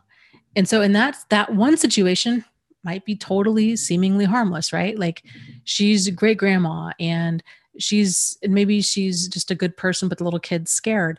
Well, but if that kid's taught being, those feelings are being dismissed, next time they're around another person, maybe this person is a teacher or a priest or, aunt or uncle, so-and-so. And that child feels uncomfortable around them if they're continually being forced, especially physical contact, go sit on their lap, go kiss them, go give them a hug, those kinds of things. It can really cause confusion about who is safe and who's just kind of appropriate, healthy boundaries. I had a neighbor, this was 20 something years ago. She was an alcoholic and she was a big partier. And everybody, because she had a lot of people coming in and out of the house because she was a partier. And she would refer to everybody as aunt or uncle. This could be people that like she hardly knew. And she had this darling little girl who is now grown, which is so hard to believe. This darling little girl who was so used to this parade of strangers coming into their house at all hours. And it was, oh, well, that's just Uncle Larry, or that's Aunt Dana, or whoever. And that never sat right with me because I just thought, oh man, here she is, this false sense of security with these people, thinking like, oh, well, they're family, they can be trusted. You know, you're telling a 3-year-old something like this, they don't know. And I don't know. I always kind of wondered how some of those people that she brought over were real creepers. It always concerned me. Okay, people are talking about anger. And Jennifer says, yeah, it took me a good 6 months to finally get to the anger stage. The first 6 being sadness, but don't worry, you'll get there. Yeah. And, you know, to what I think most people experience, this is something, I remember I had a friend whose father had died suddenly. They were incredibly close. He was a wonderful man. They had an amazing relationship. Her dad died suddenly. And, you know, she, I think, had started counseling. She only went to a few sessions. And one of the things that she said that's always stuck with me throughout the years is she says, you know, people talk about stages of grief and that you go through them, like the bargaining, the anger, the denial, there's 7 stages, all of the different stages. And she says, but what they don't tell you is that you don't go through them in the same order as the next person, and you're going to continue going through them. So while one stage might end, like the denial stage might lead into anger, and then you think, okay, good, I'm out of denial. Now you're in anger, and then anger might lead to bargaining, and then you kind of work through that, you know, and then you think you've worked your way all the way to acceptance, but then boom, you know, Christmas happens, some sort of major event happens, or maybe even not so major event happens, something happens, and all of a sudden you're back to sadness, despair, or anger. And you just you're like, I thought this was resolved. I thought I had moved into acceptance, but it's cycling through all of those emotions repeatedly until they do finally resolve. And it takes time. And I think it helps to have self-compassion along the way, because it can just be exhausting to continually kind of cycle through all of these different emotions.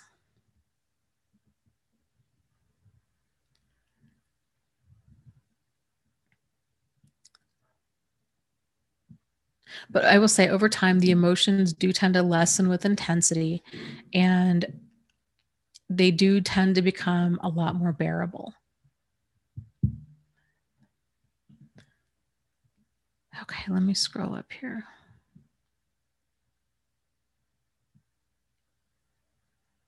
Yeah, good point. All that Kaz says, yeah, it's funny how in the process of recovery, I often think, wow, I'm over it. I know it. I've dealt with it. Now I'm free. And then I remember it was only a week ago that I was abused and I reacted badly. Yeah, you know, and one of the things that this book, who was it? Susan Forward, Emotional Blackmail, talks about, which I really liked the way that she put it, but it's basically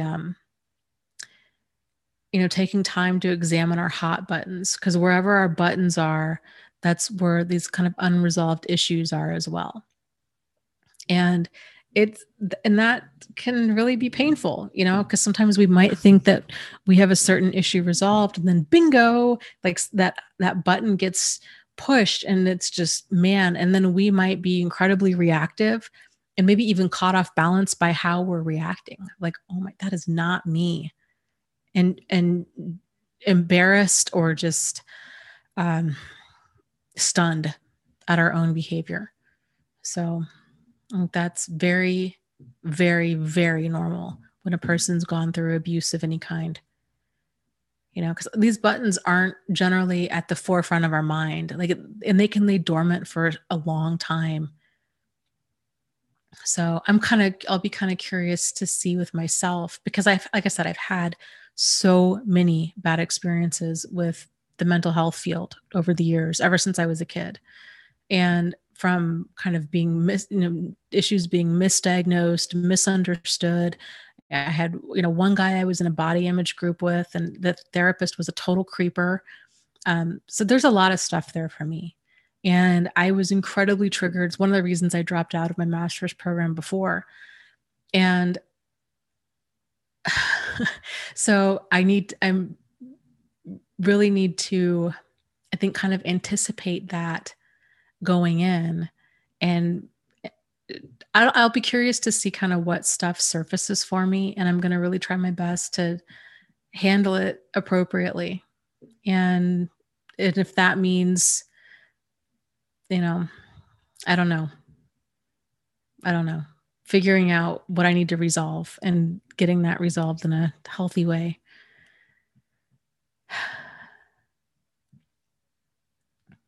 Okay, let's see. Let me take a drink of tea here.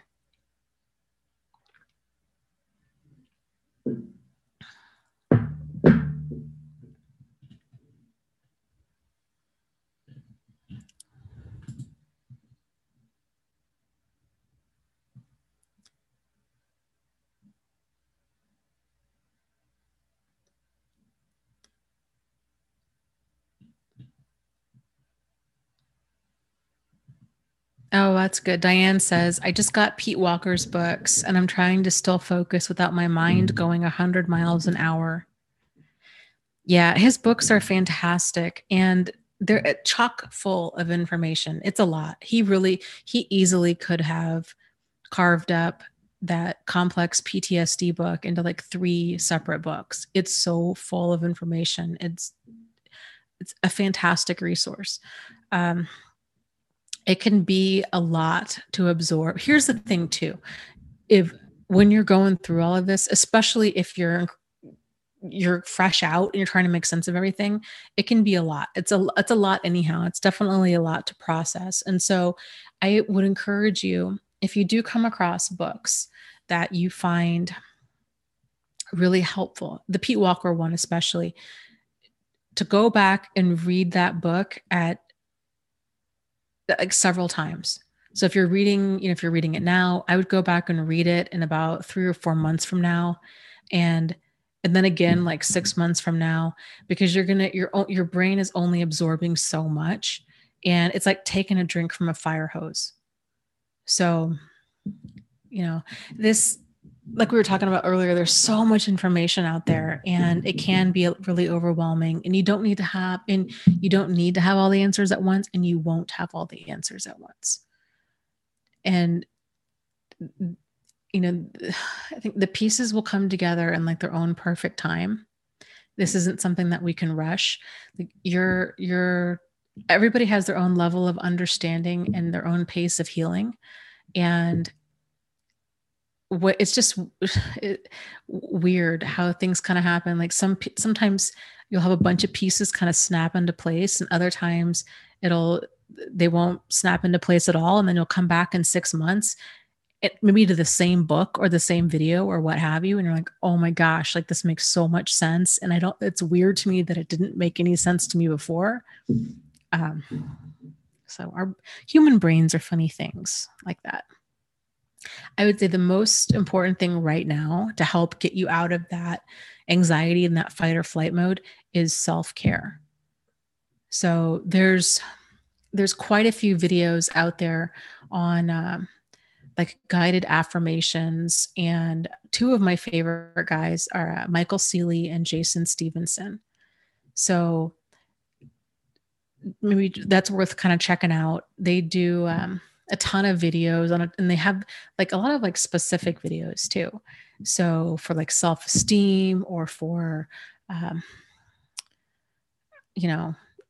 all kinds of different types of like affirmation type videos. So that's worth checking out. And that's a nice way to go to sleep too, is listening to videos that are like that.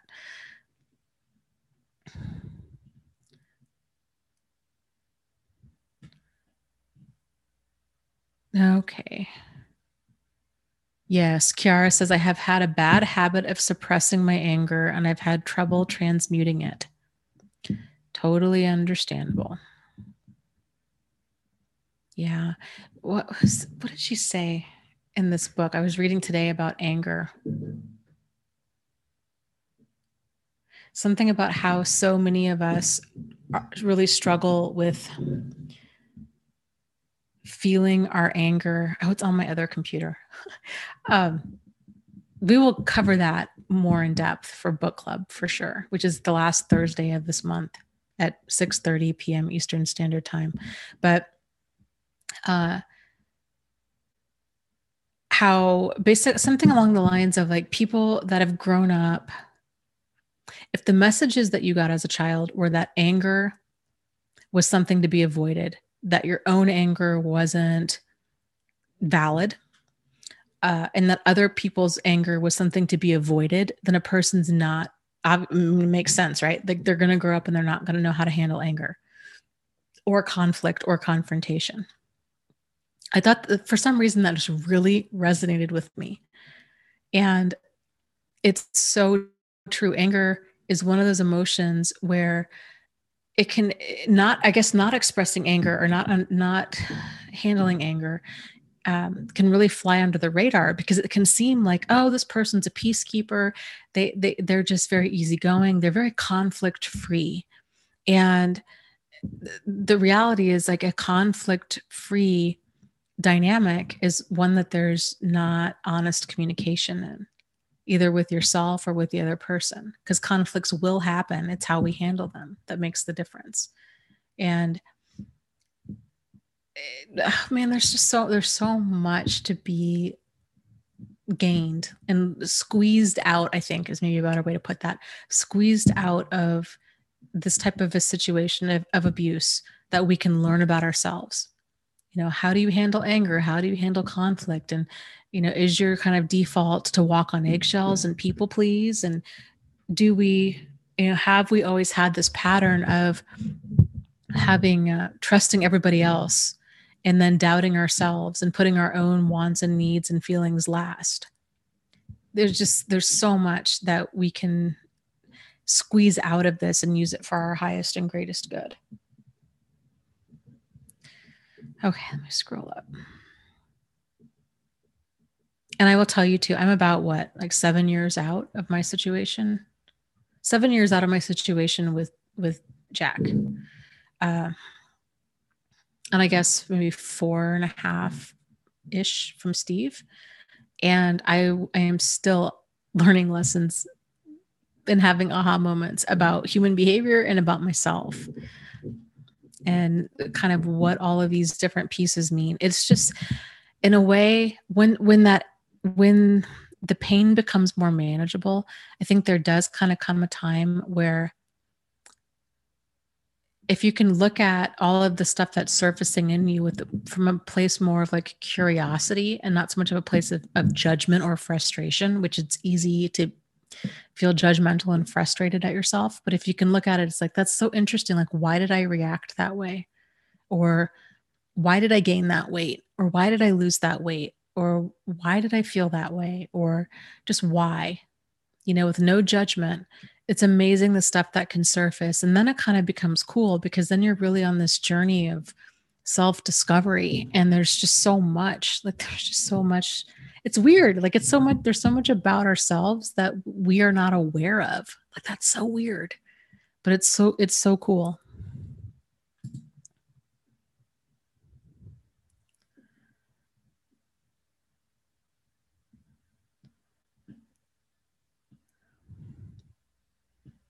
Okay. Nikki says, I hate drama, but I always attracted it because I needed a backbone. People will stomp on you if they can. I'll take a sip of tea here. Yeah. Yeah. You know, it's important that we learn to assert ourselves. Like, here was the pattern.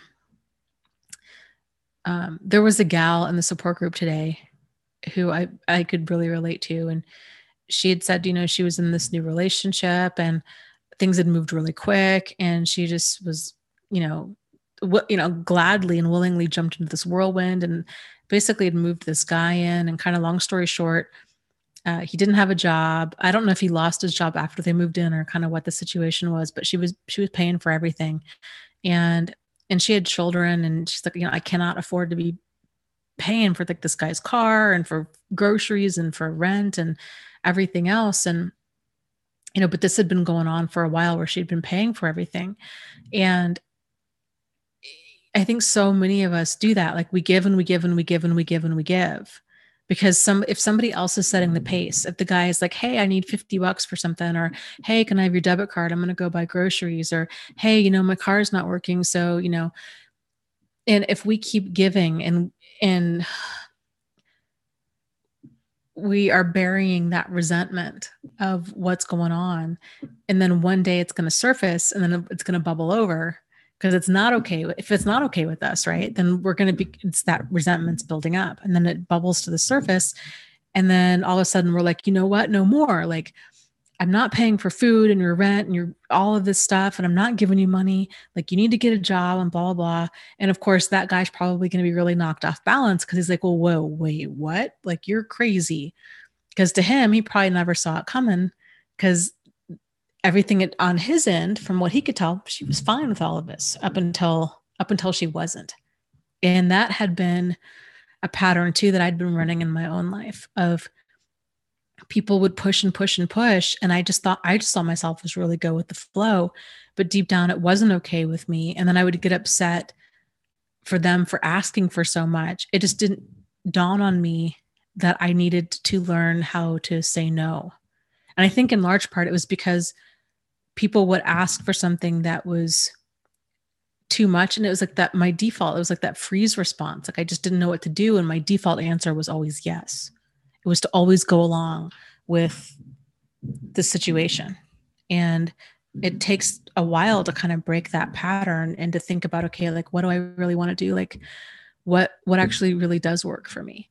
So, and it's not easy, it's not easy. It's still something that I struggle with learning to say no and kind of setting boundaries and standards. And that's the thing, like, that's the process of all of us. Like, you'll have these situations that come up and either you're going to handle it the way that you want to handle it, or you're going to handle it in like your old way of handling it.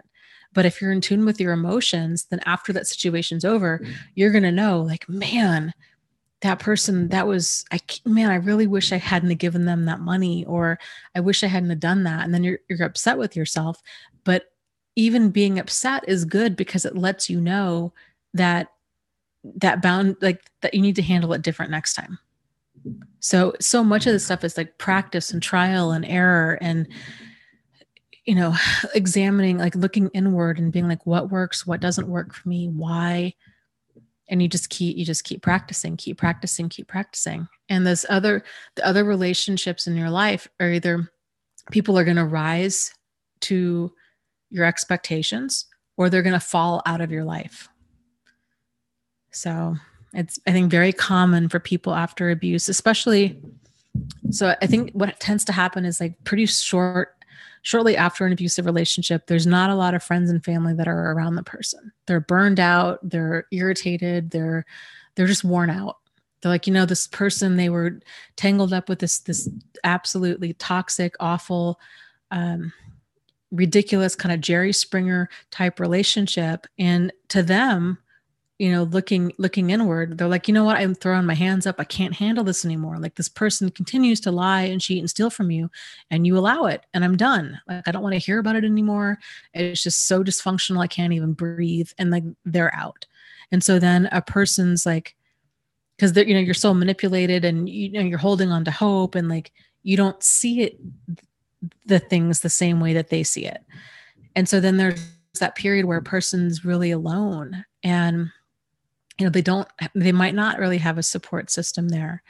And then they kind of start maybe meeting new people or what have you. And there's just this real like tumultuous period, which I think lasts, it can last for several years, if not longer, after an abusive relationship, where a person, they're getting reconnected with themselves, and they're getting reconnected with like, well, hope if they're on a healthy path, then they start getting reconnected with the healthy side of themselves, and they start focusing on boundaries and standards and deal breakers and in navigating new waters. And so I think during this time, there tends to be a lot of really short-lived friendships and short-lived dating partners, because your level of personal growth during that period is is exponential. And so the kind of person that, you might have been friends with, you find that you start relating to people in a very different way. And the healthier you are, it's like, then you're like, I just can't even be around other people that have kind of this dysfunction of whatever kind of dysfunction going on. Sort of like a person gets sober and they don't want to hang out with alcoholics anymore because they're like, I can't even be around that.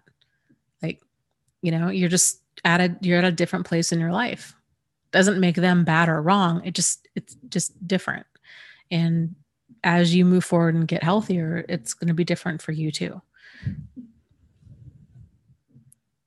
Okay, let me scroll down. Yep, Bonnie says, we are up leveling. Yep, leveling up completely.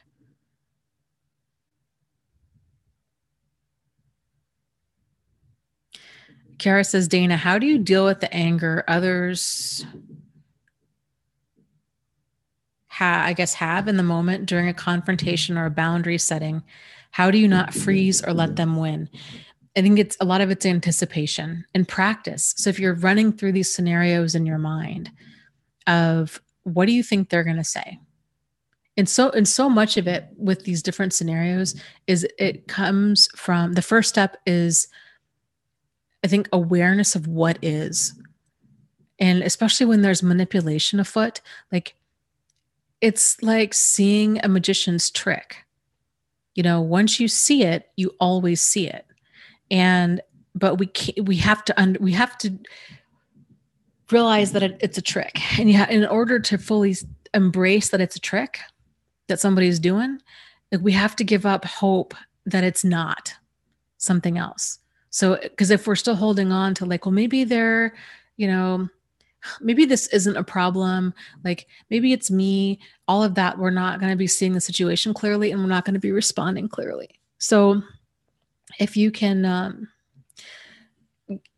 get to that place where because generally it's it might be one or a few people in your life that are the crazy makers. And so if okay, Sarah at work, this is the kind of stuff she does. And somebody was telling me the other day, they had a coworker who was very particular and they shared an office. Oh my God, it just sounded like a nightmare. They shared an office with this woman and she was very insistent that everything, it was just, she probably had somewhere on the spectrum of OCD, but everything had to be facing the certain way and just it had to look a certain way. Well, they shared an office. And so the other person in the office didn't care about all of the markers facing a certain way or whatnot. And so they would have this continual battle every single day. And the real controlling woman would be like, well, this bothers me and you just need to quit doing this, and would get really animated. But, her requests weren't reasonable. Like that was controlling because that's not her, even though it's a shared office, it's that person's workspace. So they're going to do what they're going to do. Right. So for that person to anticipate this is going to be this ongoing power struggle with this woman. And no, I'm not going to sit here and walk on eggshells and make sure everything on my desk is facing a certain way because she can't handle it. So preparing like, okay, I know I'm not walking on eggshells. So what am I going to say to her when she comes in and freaks out because my stuff's not facing the same way? And then, cause she's going to keep pushing. So maybe it would be something like, just telling her like, I'm really sorry that this bothers you, but I'm not going to walk on eggshells and make sure that everything's facing the same direction all the time. And if she pushes back, then be like, it sounds like maybe you need to request to have your own office. Like it sounds, and then just putting it back on her. Like this is her issue. She needs to deal with this. So if somebody gets angry, if you're confronting them about something, to prepare yourself for that. So that way you're not so knocked off balance. Like, yeah, of course, this person who always, it's sort of like when people get upset with, manipulative people, like they get so upset. They're like, man, this narcissist, man, they were really acting like a narcissist today. They were so self-absorbed and they were so manipulative and it's so ridiculous. And it's like, yeah, of course, right? Like course they're going to act like that because that's how they act. So of course that person who totally rages out on us is going to rage out on us. Like, we need to quit being surprised by their behavior. This is what they do. This is their pattern of behavior.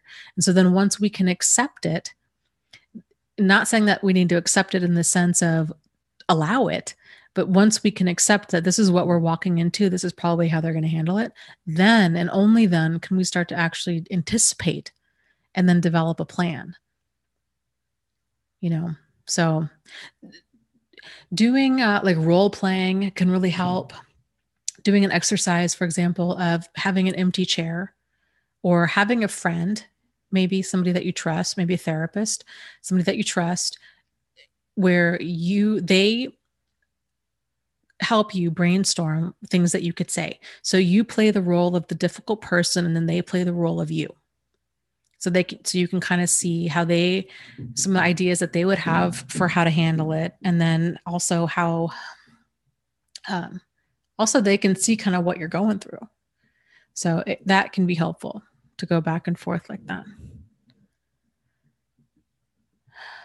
Okay, let's see here. Yeah, kitties are cute says, talking about attracting narcissists, and says it's not so much that empaths or codependents attract narcissists like it's magic. It's that empaths and codependents aren't repelled by a narc's creepy love bombing and eventual bad behavior. Absolutely. And I've said this before, we all attract a wide variety of people in our lives.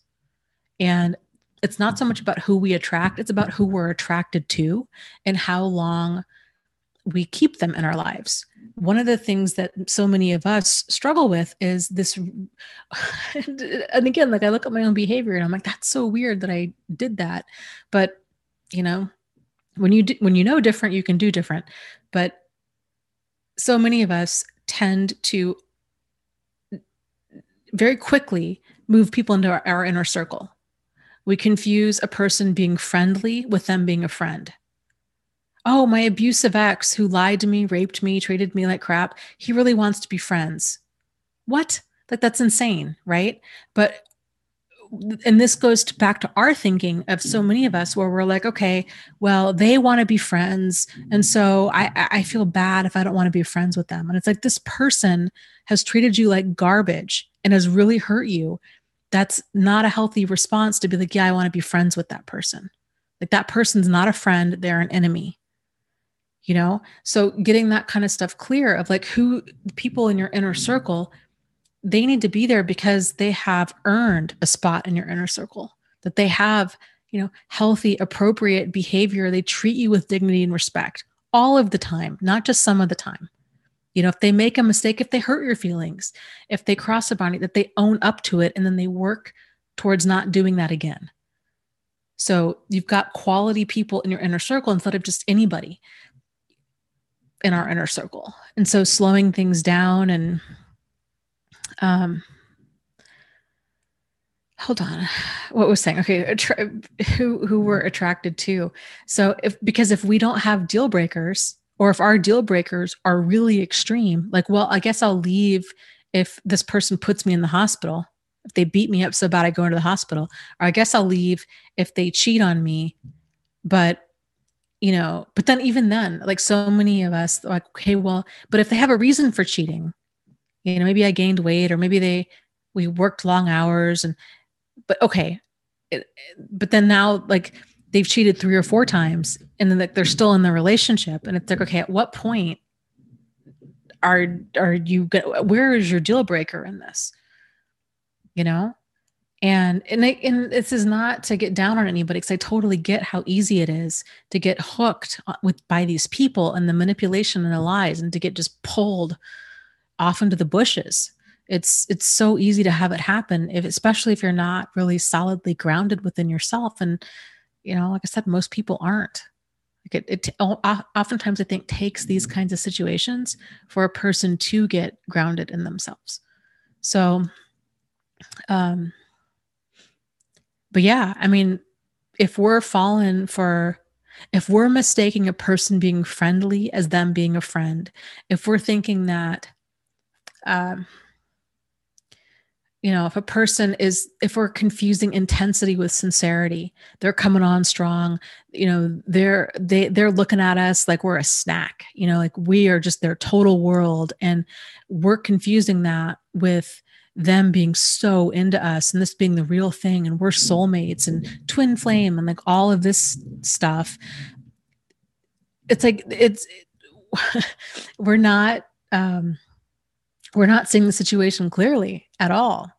And then generally the situation tends to be something other than what we thought because we were never seeing the situation clearly to begin with. So this is why it's so important for us to get it, really get in tune with like, what's workable for you in a relationship. And not everything should be workable. That's another area where I think so many of us go wrong. We think, well, just given enough love and time and therapy and communication and rehab or religion, anything can be saved. And I'm just going to hang on until I can't hang on anymore. That's what love is. And it's like, nope, that's what codependency is. But even so many people think that like commitment's forever, no matter how poorly you're treated, no matter what hell they drag you through, no matter what they're doing when you're not looking, you hang on because that's what love is. That's what commitment is. And it's not. That's not. That's a bunch of garbage talk. So it's a lot to it, a lot to sort out.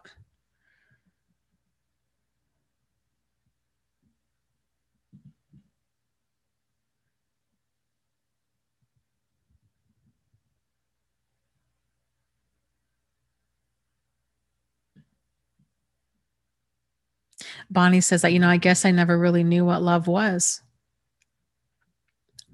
I think that's a realization so many of us have. And it's a hard realization, right? You're like, oh my God. It was a realization I had a couple years ago where I'm like, not only do I not know if I've ever had really like a healthy love relationship, I'm not sure if I've ever had a healthy friendship because I had this pattern with friends in my life too. Not all of them, but like, and it was all obviously to like different degrees, but some of the more significant friendships and relationships in my life have been incredibly toxic. And I didn't recognize that there was that pattern there. And it all stemmed from confusing that intensity of love bombing with sincerity. And then when things began to turn, I really just thought, well, like, it must just be me. And I'll just try to be a better friend or be more ingratiating is really what it was, right? Like I'll be a better girlfriend and I'll just walk on more eggshells and I'll be more understanding and we'll improve communication. And here I am reading all these relationship books and self-help books and doing all this stuff, trying to,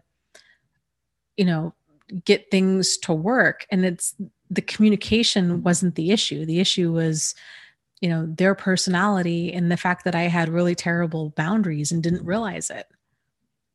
I talked about this before, but like when a person has poor boundaries, it's like having a house that has no weather stripping around the windows or the door. And if a person has really poor boundaries, it's like having a house without windows or a door. Like there's just holes. And so you're getting a wide mix of things coming in. You're getting cockroaches and butterflies and grasshoppers and stray cats and probably, a bunch of the wrong kind of people. And you may get the right kind of people too. But if there's no filter on like, where, if we don't have our filter of like deal breakers and kind of what our people are like, then we can't tell the difference between like our kind of person and a problematic person.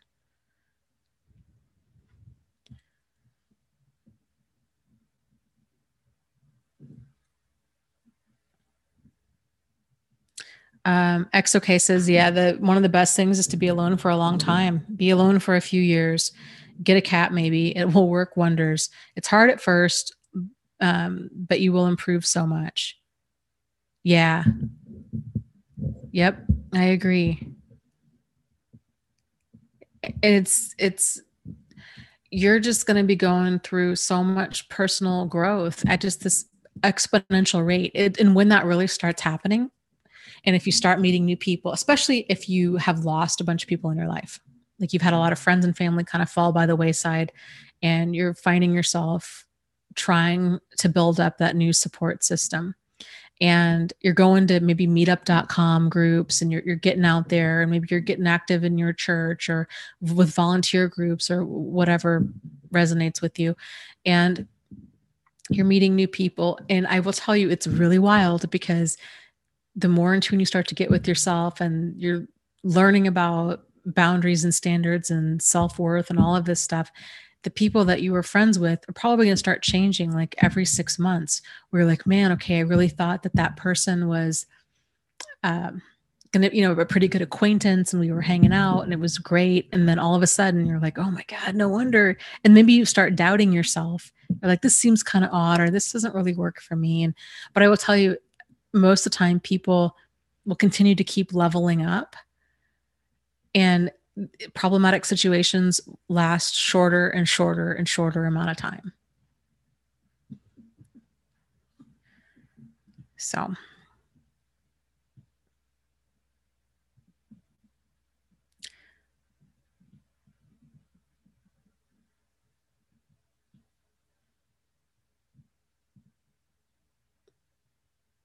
Oh, and we were talking about love. Truth Seeker says, I don't know what love is either. To me, it's a word. I don't feel bad about it anymore either. It is what it is.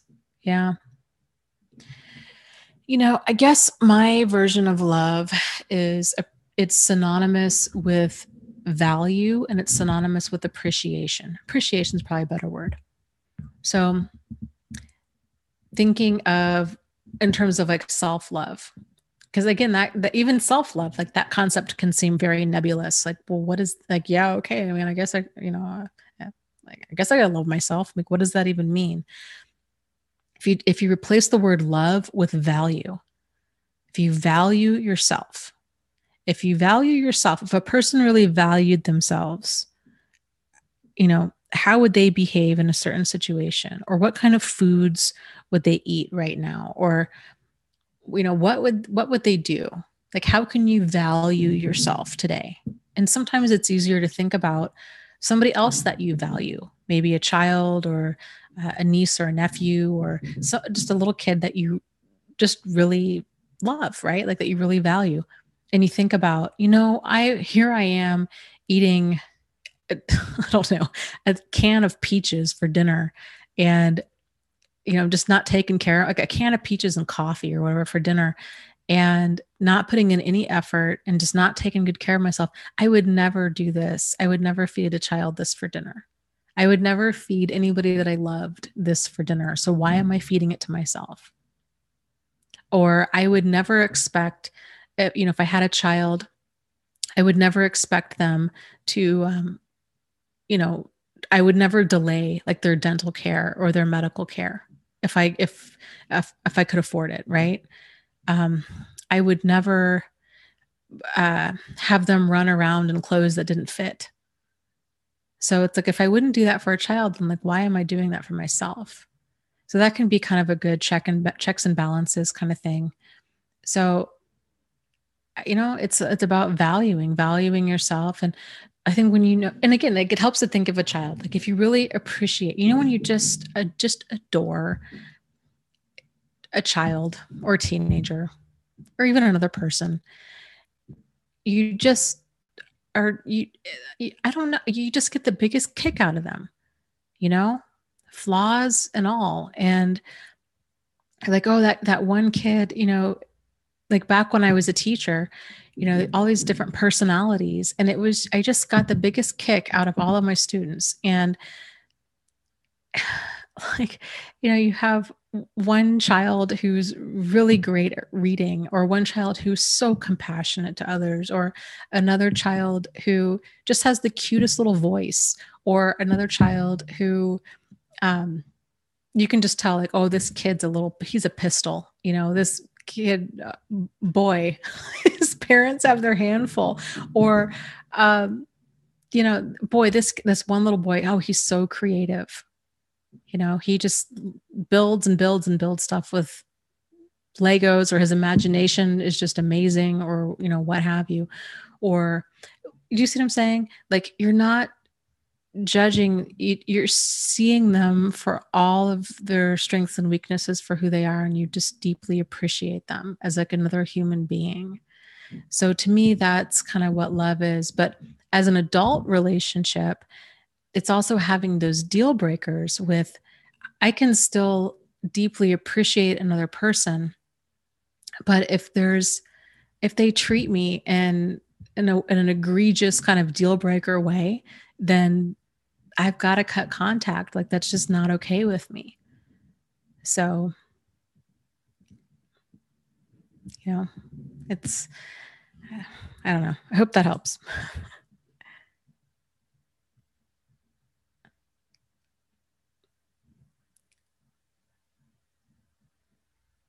I love that, Bonnie. Bonnie says, yes, respect is love. I agree. Absolutely. Because it's appreciating that person's being, you know? Again, like using that analogy of or that description of a child, like you see this child for who they are, not who we want them to be. It's like, okay, there's that one little boy who's really great at science or math or art or ballet or whatever it is. That one child is so good at that. Like, that's just so cool to just watch them bloom.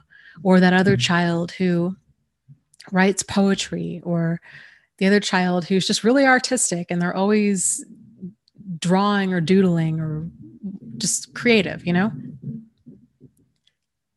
seeing them for what they are. So I think it's self-love. I think self-love also involves compassion for ourselves and seeing our strengths and weaknesses and just being like, I love and accept myself unconditionally for who I am. It doesn't mean that I'm perfect. It doesn't mean that there's not room for improvement. It doesn't mean any of that. It just means I am where I am. And I've done the best I can do with the information that I have. And I still am worthy of being treated with dignity and respect by myself and by other people. And I love and respect myself. I matter. I have value. And really getting that into changing that thinking to where you fully believe that until you understand that about yourself, that you do matter and that you do have value.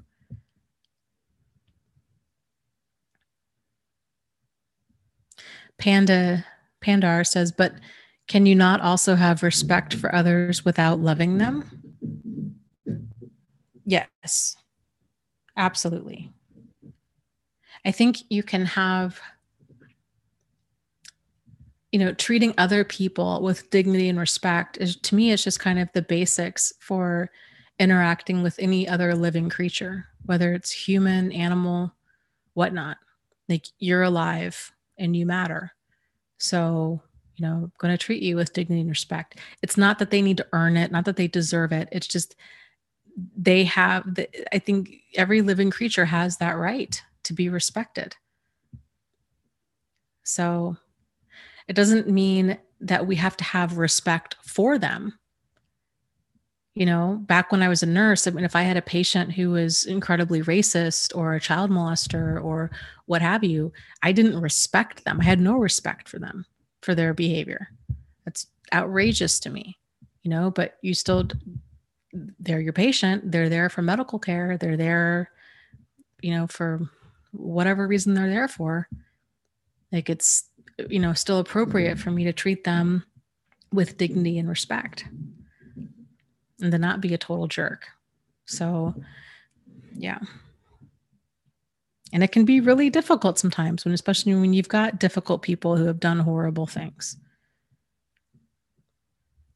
But and I hope I'm being very clear about that, because I don't want anybody to get confused and then go back to a situation. I think sometimes, treating there's a line. I'm all about treating another person with dignity and respect. But if they continue to push your boundaries, if they continue to mistreat you, if they're dangerous or destructive or deadly to you or those in your inner circle, and you need to distance yourself, sometimes, going no contact, stuff like that, which can be seen by a lot of people as being rude. Sometimes you need to do what you need to do. And it's survival. It's self-protection.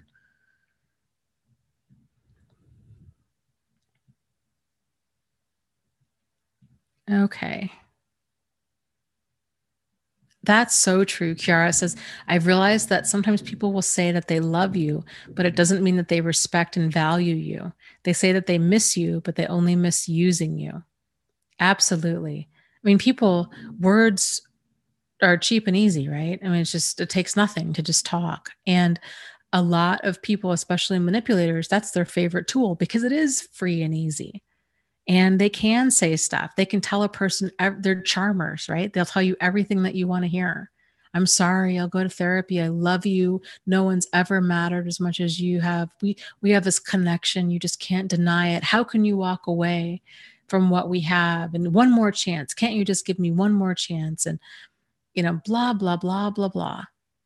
And if we can get rid of the fantasy of falling into their words, and we can actually see the reality of it, what, their actions paint a very different picture. Like, really, you loved me? Like, you loved me when you were draining our child's college fund, and you loved me when you spent the weekend in Vegas with prostitutes, and you loved me when you were sitting here texting another person the whole time that I was sitting here crying to you about my father dying. Like, that's love? Like, if that's love, then I want no part of it. If that's how you love, because that's not how I love. So your definition of love is really screwed up. And it helps, the more clear we can get with these kinds of things. Like we were talking earlier about the difference between a person being a friend and a person being friendly. If our definition of a friend is just somebody who's friendly, then we're going to get all kinds of tangled up and dragged off into the bushes. Because the worst kinds of people out there are often really charming and they come across as friends. I should say they come across as friendly. Oh, you can trust me, and whatever you need, I'm here for you. And they'll give, but there's always expectation. And they'll just be saccharine sweet to you. And, here we are thinking like, oh, but they're a friend, and they've taken this sudden intense interest in me, and they're always there for me. But then things start to change, and now all of a sudden they're not there for me, but they expect me to be there for them all the time. And that one nice thing they've done for me, I feel like I've had to repay it like 70 different times now. And so getting clear in your mind, like what the difference is, I looked up, what was it? I don't know, a few months ago, the definition of friendship. And the definition of friendship is it's a mutual state of trust and support. And that to me was very clarifying, and it makes total sense, right? So it's not a one-way thing, it's not them being nice. It's not that you just enjoy their company. It's a sense of mutual trust and support. It's a two-way street, not a one-way street. And it's not you continually rescuing them. And it's definitely not that exchange of you continually giving and giving and giving and sinking yourself in order to try to save them when they won't even, when they won't even call you back. So you're killing yourself, and they're like making little to no effort. So, okay, let's see. Let me scroll down. Good point, Nikki. Nikki says, my ex always said I've made mistakes. I'm not perfect, but lying and cheating are choices. They're not mistakes. Absolutely. I agree. Bonnie says, I need to get clear about what mutual love is. It's no rescuing, no overgiving. Yeah, that's, I think, like the next level to all of this, right? So like the first level is understanding that abuse of any kind is not love. Being, lied to, cheated on, stolen from, used, abused, exploited, neglected is not love. Getting crystal clear on that. So no matter how friendly a person might be, if there's not that sense of mutual trust and support there, you're dealing with a manipulative person. That's not a relationship, that's a manipulationship, right? So understanding if there's no trust and support, two-way street, there is no relationship to be had. And so when people talk about, healthy relationships built on that foundation of friendship, that's what they mean. It's got to be built on that foundation of mutual trust and support. If that's not there, there's no relationship there. So once we get clear on like love isn't abuse, then like the next level to that is okay. And then love also isn't that over giving, kind of rescuing stuff either. In kind of working out our own, it just all boils down to like, it just always goes back to like boundaries and standards and deal breakers and our own self-esteem, like our own relationship to ourself. Actually, it probably all stems from that, is our relationship with ourself. Like if we don't love and appreciate and accept ourselves for who we are, then we're going to be that much more vulnerable to getting tangled up with all the wrong people. So it's so important, because when a person values themselves, let's go back to that. If a person values themselves, they value their time and they value their energy and they value their emotions. So those are the three, obviously, and then you value your finances and you value your children and you value, do you see what I'm saying? So it's just kind of like this big circle, but valuing your energy and your time. So here's some examples of like self-respect and valuing yourself. You meet a person, start chatting with somebody online, right? They very quickly, for whatever reason, maybe they're lonely, maybe they're bored, maybe they are really into you, maybe they're a con artist and they're trying to scam you. But they take this sudden, intense interest in you. They're wanting to talk to you and message you all the time. A person who values their time and their energy will not let that happen. They have a life, they have things to do. They're not going to give so much of their time and energy to a total stranger. So realizing that we set the pace, and that realizing that we don't know this person, like this more likely than not, it's going to be a bunch of wasted time. So knowing that, especially if you've got kids, right? You're like, okay, I'm not going to just give this total stranger who I don't even know, we haven't even met yet, I'm not going to give them 4 hours when I could be reading my child a bedtime story. Or actually, am I wasting my time or am I investing my time? And so then that whole thing of valuing your time, being like, hey, total stranger who's moderately attractive, who's moderately interesting, like, I'd love to get to know you more, then meeting for coffee soon. So you're not wasting your time. So if they show up and they don't look like their picture, or you get a funny vibe, or you just don't click, then there's not a whole lot of time that's wasted. So you're valuing your time. You're not letting them decide how long, you're going to talk for 5 hours. And again, like it might not even be that the person could be a totally nice, normal person who just hasn't dated in 30 years. And they have no idea about all the con artists that are online and all the, players and all the wrong people. So it's just, valuing your time. So I'm a big fan of, if you're chatting with somebody, meeting them for coffee. I wouldn't, back before when I was, I've been dating Travis for a while, but like before him, like I wouldn't entertain people that just wanted to text and email endlessly. It's like, I don't know if you're bored, you're lonely, you're married and you're wanting attention. Like, I don't know what your situation is, but I'm actually looking to date somebody. I'm not looking to just flirt with somebody. So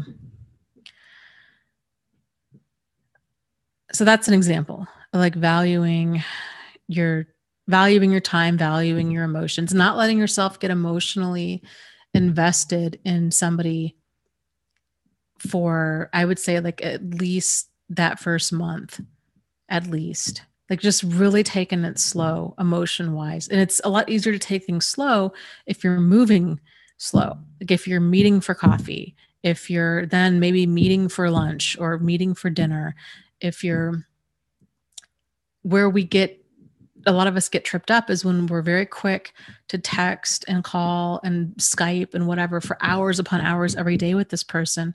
And it really creates this false level of intimacy that's really just not there, because there's no exchange like for spending in time with, with that person and seeing how do they handle frustration? How do they handle stress? What do your friends think about them? How do they get along with your friends? How do they get along with the waitress? Like all of those things, if we're just in that,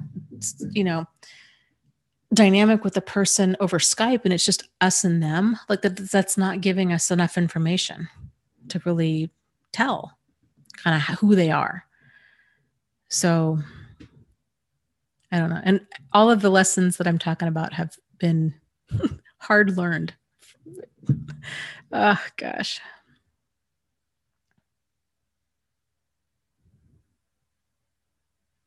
Yeah, Truth Seeker says I'm glad that I now know that that's a red flag, that love bombing is a big time suck. Yeah. Yep. It really is. A whole relationship with an emotional manipulator is a big time suck. Daniel says I lost a really nice woman by moving too fast. Yeah. And you know what, Daniel, I've probably lost a lot of really great guys by wanting to move too fast too. Because I was very much the same way. It was like, oh my gosh, we have this totally amazing connection. And like, we'll just, you're such a great friend. And like this instant connection, because I was spending so much time with this person. And for probably healthier people, that was like way too much. There's just so much like to learn about. And everybody's going to have different lessons, right? So my lessons might not be your lessons and your lessons might not be my lessons, but there's still so much to be learned in all of us with how we relate to other people and we relate to ourselves. And it's just wild. Okay.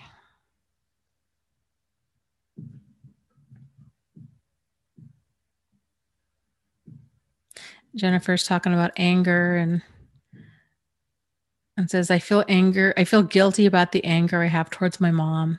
It's my dad I should be angry at. I just can't seem to get there. I think it's hard. A lot of people tend to take out the whole kind of misplaced anger, that they'll take out anger on the parent who's safest.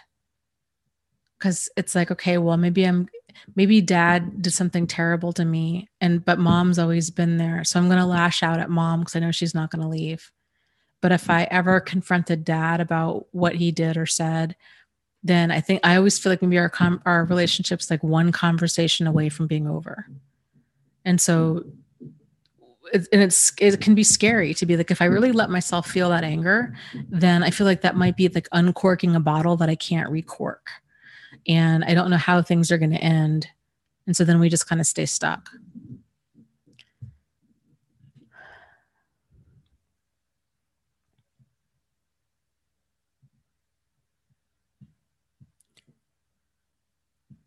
Okay.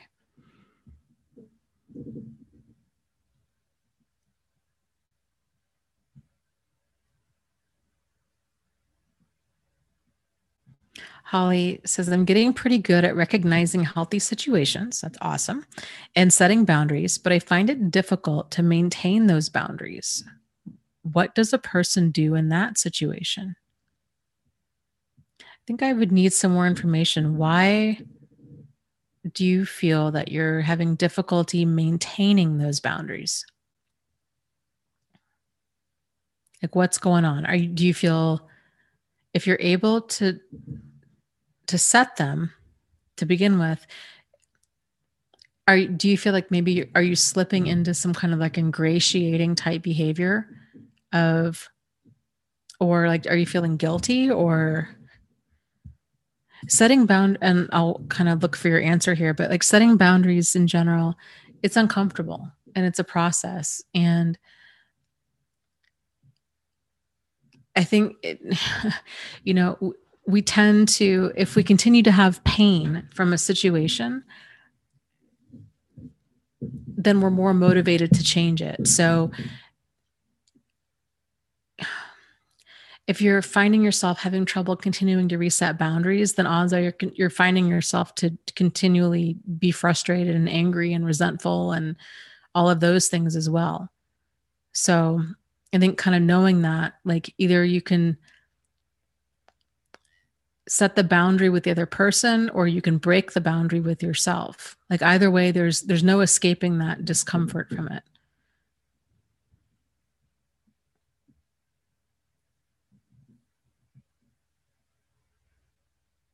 Oh, okay. Holly says, yeah, well, with meeting new guys, I say that I don't want to get intimate on the first date, yet I do it anyhow. Ah, okay. Does it tend to be specifically moving really quick? Or does this kind of situation with, I guess, okay, that's a good one, because I think it's easier. For some reason, I think that is an easy boundary for people to kind of set with other people. To say up front, like, okay, yeah, I don't want to have sex for like the first month, right? And then like the first date, people are hopping into the sack. So there's certain things that I would do with that. For starters, I would have the first date always be something very casual, because this is about valuing your time. So even if they want to take you out for like a fancy dinner and then a movie and all of that, like, just don't even do that, because then you're stuck with somebody for like 5 hours and you may not have chemistry. And then that sucks. And then they're upset, especially if they're paying for the date. And then there's expectation. And then we feel bad and obligated. And it just gets mucky and icky and uncomfortable fast. If you can have that first date just be coffee in the middle of the day, and you're very clear, like, hey, you know what? Let's meet for coffee. I have about an hour and 45 minutes maybe. And then I've got things to do. And maybe you schedule something after that. Time with friends, a doctor's appointment, what have you. So you're like, okay, I will not let this go on for 3.5 hours or turn into lunch and then dinner. And then we're going back to his place or whatnot. Like, it's just coffee. So slowing things down, because when we tend to have, when people tend to move that fast, it tends to be that they're oftentimes starved out for attention and affection, and you might not even realize it.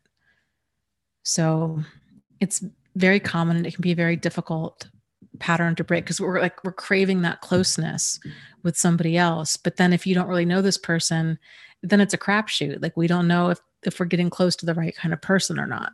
And then you bring sex into it all, and then there's all kinds of confusion about emotions, and are these emotions legitimate or not, especially if the sex is really good.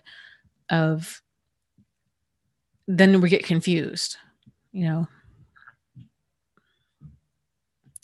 Okay, let's see here.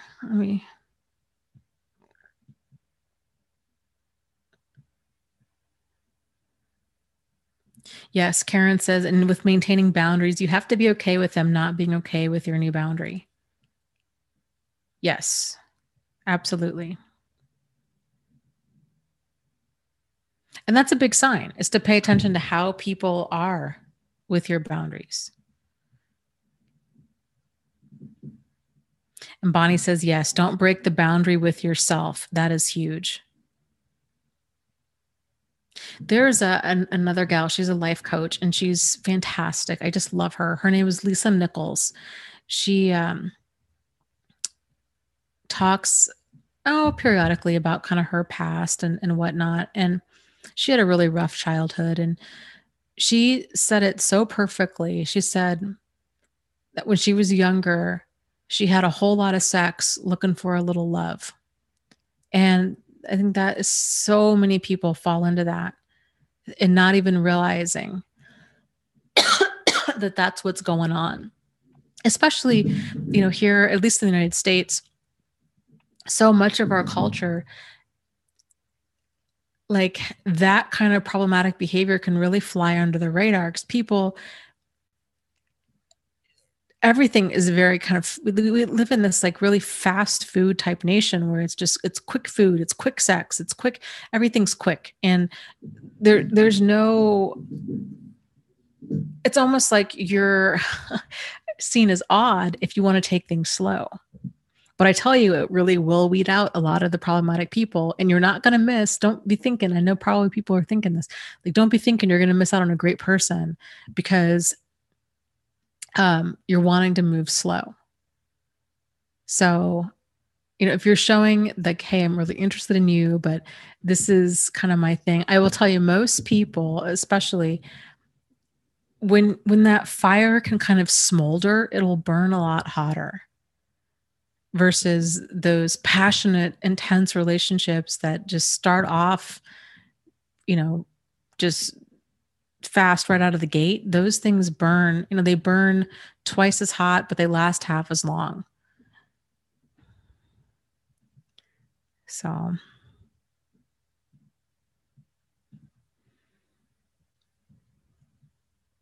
and my God, too, nowadays, especially meeting people online, but it's even meeting people in person, you just don't know. I mean, there's crazy stuff with online dating sites, and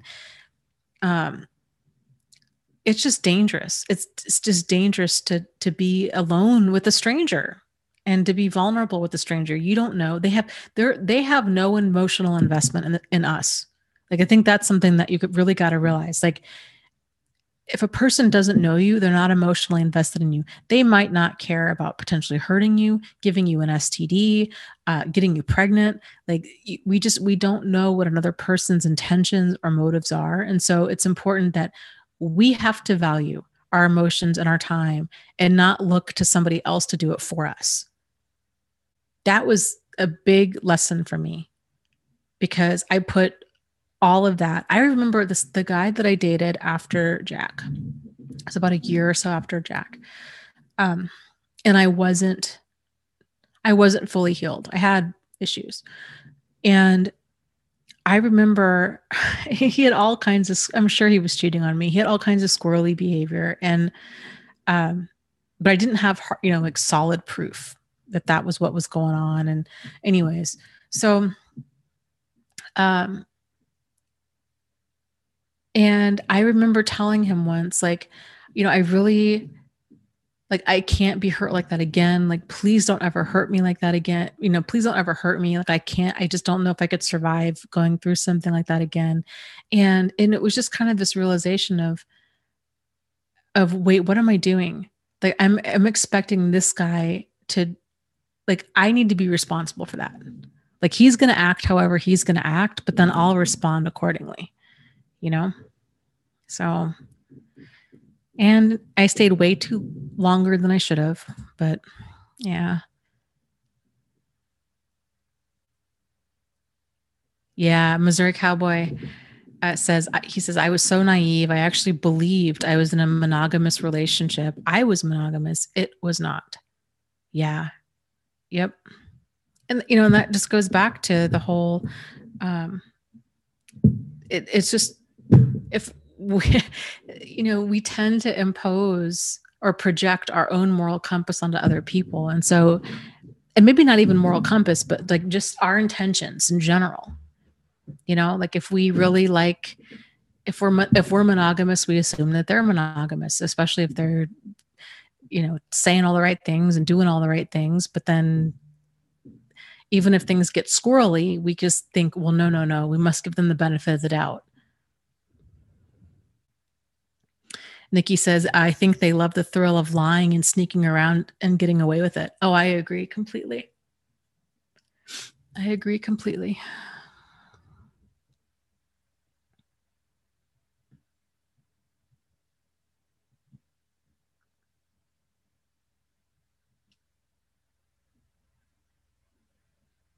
Yeah, Maria says, Dana, it's so true. Every guy I said, I want to take this slow, has said, great, it'll be that much better that way. And you're right about the smoldering thing and creating a slow burn.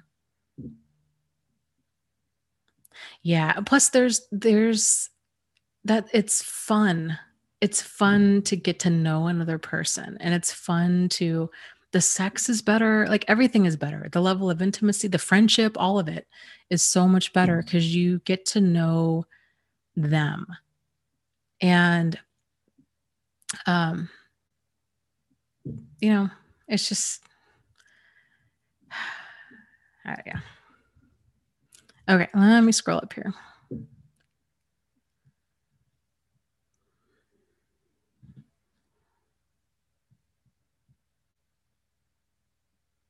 Oh boy, Carmelita. Yeah, that's that's double tough. It says, I'm feeling especially weird this week because I got my hopes up about somebody who ended up not being single.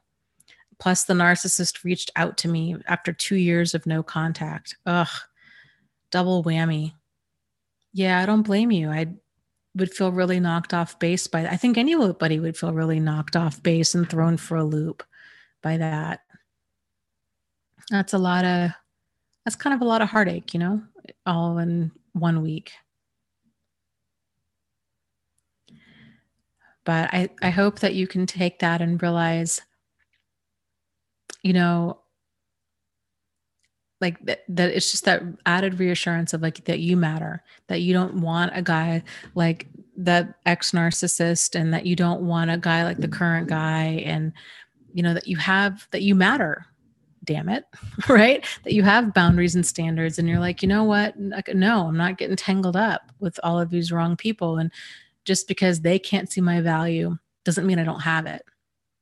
Like, I do have it. And I don't need that garbage in my life. But yeah, I think life is funny that way. It'll kind of keep giving us those slow pitches of, oh, and then your ex reopens contact, and oh, and this guy is telling you everything you want to hear, and he's so attractive, but oh, he's married, or he's dating somebody. Like, how are you going to handle it? How are you going to handle it? And life will keep giving us those slow pitches, until we start hitting them. And it's like, okay, good job. Like, we're handling this appropriately. Like, our life is starting to really work for us, even though there's those pains of those moments become less and less because we're hitting those slow pitches,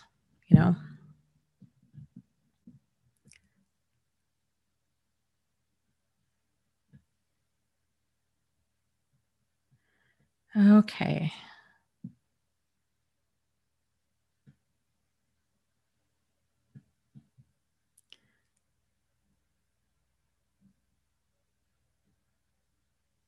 Oh, that's a great question. Jennifer says, do you think thinking about my past and trying to make sense of it is helping or hindering me? That's a big question. And I kind of think only you can answer that. But I guess here's kind of my approach to it is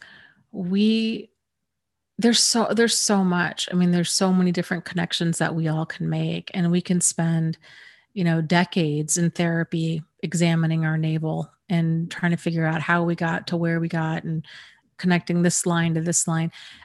I really feel it's a better use of time to understand kind of where we are today. So a lot of that information, like, it's interesting of like, oh, whoa, but I think it's bigger. It's more important to be like, okay, yeah, like that's, like I was talking about, my aha moment of, okay, I realized I'd been walking around pretty much my whole life feeling unloved and unimportant. That's what was driving my current behavior. So I could take that right to the nth degree and examine like my relationship with my mother, my relationship with my father, and my brother, and like really go down that rabbit hole. But for me, I feel like I got what I got the aha moment out of that I needed to get out of that. And so sometimes all we need is a handful of those aha moments, maybe even just one of those aha moments, to really radically start changing the trajectory of our life. So I guess maybe asking yourself kind of, what clarity are you seeking?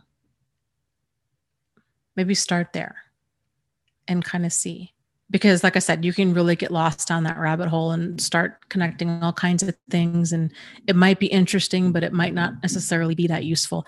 But if you have, so like, okay, so back to my example again, my primary question was, what I was trying to get clarity about was, why does this keep happening to me? Why do I keep getting tangled up with these people? And then when I heard the term love bombing, it was like, boom, that's how. Okay, well, why do I keep getting tangled up with love bombing? And is there ever healthy love bombing? Like, what is the difference? Because that's really all I had. I'd either experienced, I don't know, like what kind of came across as like, quote unquote, boring or nice guys, or love bombing. And so then it took me a little while to figure that out. But then once it was that realization of, this is why I'm falling for love bombing and it's not healthy, that was like, okay, boom, done. Like that part's resolved. I no longer fall for that. So my guess is that you'll have some, not, maybe the same, but other types of like aha moments for different types of clarity that you're looking for. And I think you'll know. I think, because like, again, but with my example, I'm like, okay, that was the clarity, that was the missing piece. And so it was just kind of that knowing of that situation. The alarm on my phone had been resolved. And so I felt the need, like, I don't need to keep going down this rabbit hole. My guess is that you'll have the same, where if you can get clear on the questions or the clarity that you're looking for, then as you kind of poke around, once you do have that clarity, it'll probably feel like a missing puzzle piece of like, yep, that's what's going on. So,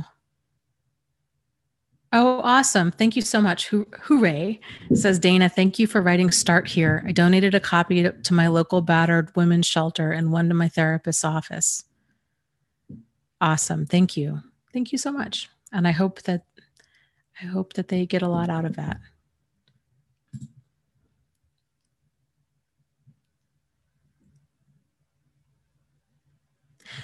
So Jennifer, real quick too, and then we'll do our guided imagery kind of thing.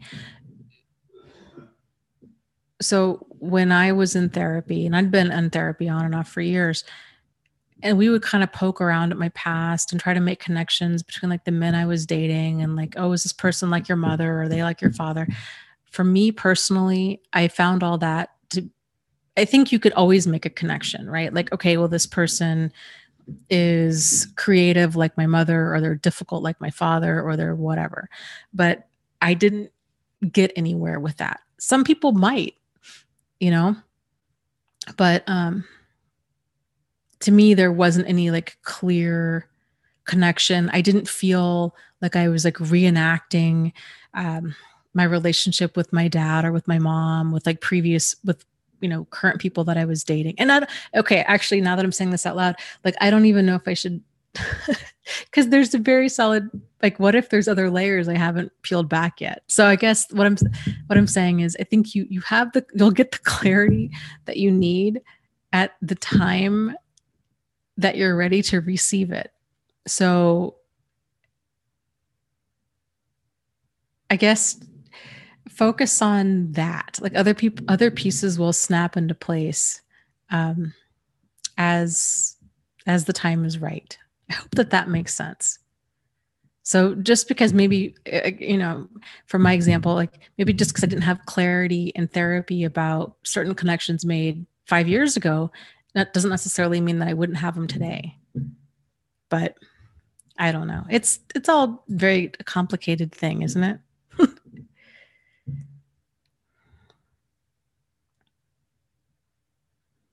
Diane says, it's so funny. I can spot overt or grandiose type narcissists, but I always end up with covert narcs.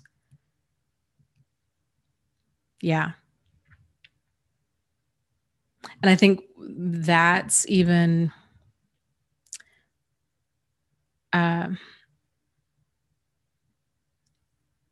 like understand the covert narcissist moving slowly is even more important. Once you come across a few covert narcissists and you see that there's a pattern, like this is how they all tend to do different things, right? Because they're all people and people are all different. But there tends to be there's that love bombing, there's that things move really quick. It's just time, man. I tell you, if there's anything like that you guys pick up from any of the stuff, it's really move slow. Like that's probably one of the biggest tools in your toolkit to seeing a problematic situation for what it is to move slow and to just not get so overly emotionally invested in somebody or a situation like right away. Like just wait because you don't know them, and then it's just harder to leave when you're into somebody. So after for me coming across a bunch of covert narcissists, I think that was what really drove that lesson home of Dana. Like there's no shortcut. Like there's no way around this. You just need to move slow. Like that's it. Like there's no magic. There's nothing. There's no shortcut. Like you just have got to move slow and pay attention to your intuition. So with the two coverts in my life, they didn't have any overtly problematic behavior, but my intuition was screaming at me from day one about them. And of course, hindsight being what it is, it's just so interesting, right? Like how we all grow and evolve. Like the old me totally did not see like major red flags. And the new me would never even I would see him so clearly and I would have hopped out of the way like immediately. Like it would have never gotten to this point. So, like it just takes a while to really kind of see this stuff for what it is, but tuning into your intuition is the biggest thing. Thinking about realizing like you don't feel off about everybody. You tend to feel off about problematic behavior. So it's always good to just err on the side of caution and just slow things down. If something surfaces that feels like a problem, it's probably because it's a problem. It's probably not your PTSD. It's probably not because of your past. It's because you're more in tune with how problematic stuff feels. So there's no harm in taking things slow,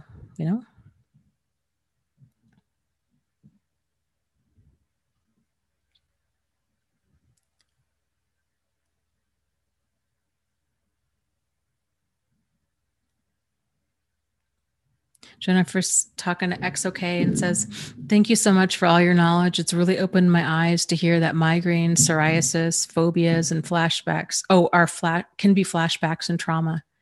Yeah, it's really wild how the body can store stress in all of the different ways that it can come out. And it might not be the only cause, but it can definitely be a huge contributing factor.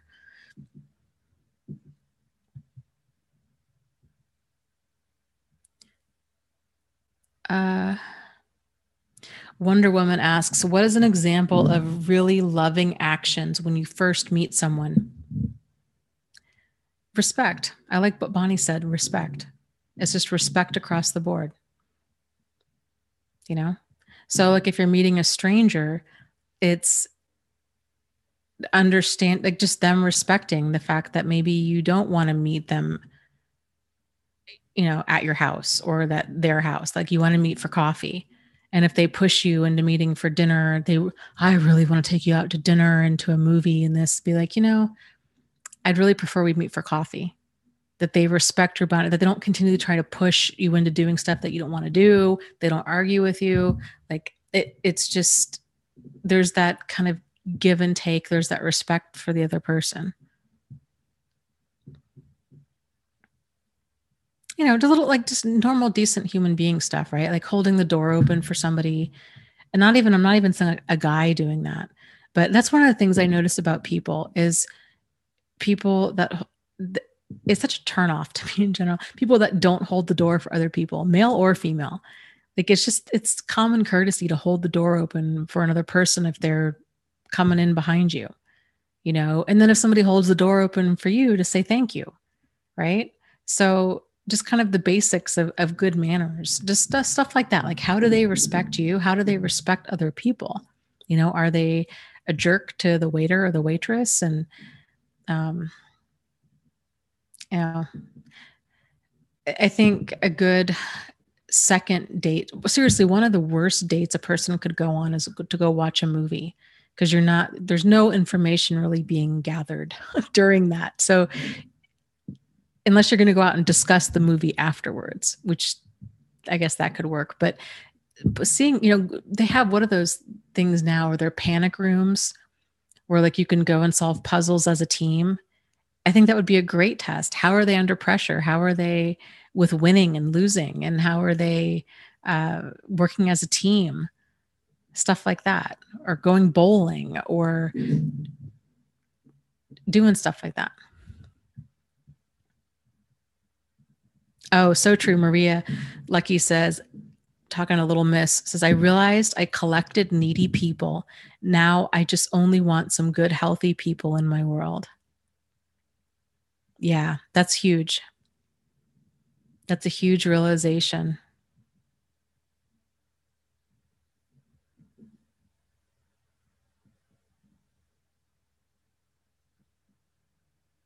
Truth Seeker, I agree, says, I'm female and I hold the door. Dudes are actually very sweet. They act like women don't do that. Or what I've had in my experiences, men be really kind of surprised that a woman's holds the door for them, or they're surprised, which makes me sad, when I say thank you. Like, that should not that should not be the case. People should just say thank you for when somebody's being courteous.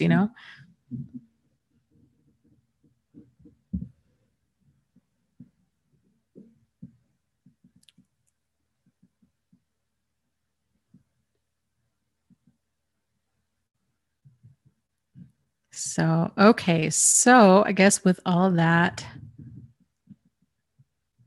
said, let's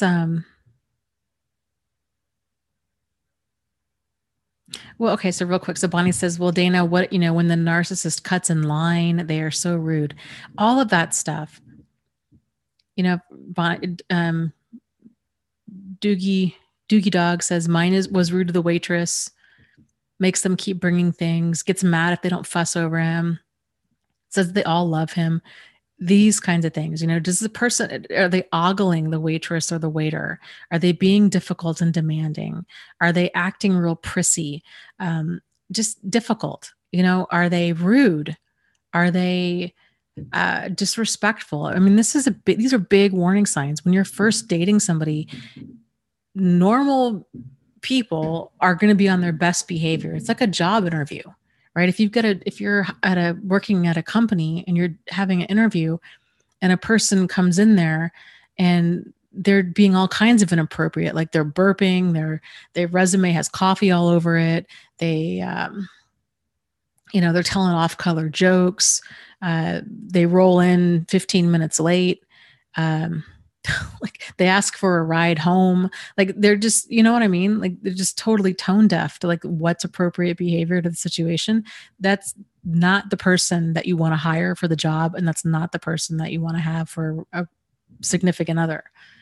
Because like, if they don't have the emotional awareness that they should really, I guess, do those, kind of act right to begin with, but definitely be on their behavior during this kind of introduction time, then it's not going to, that's when a person's on their best behavior, is when they're in a job interview or when they're on the first few dates. Like if what you're seeing is problematic, like it's not going to get better. It's only going to get worse. People become more of who they are, the more comfortable they get around another person. So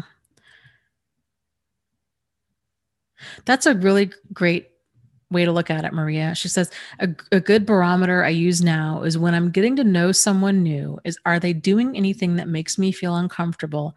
And where is my energy? Do I feel safe around them or do I feel on alert?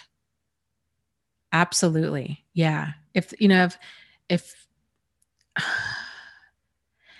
my life really started changing when I made kind of that rule of like, I'm not going to be around people that I have to walk on eggshells around, or that if they treat me with like disdain, contempt, or hostility, I'm done. Like, that's not even a discussion. We're done. I don't care if I've been friends with them for 20 years. If they treat me that way, we're done.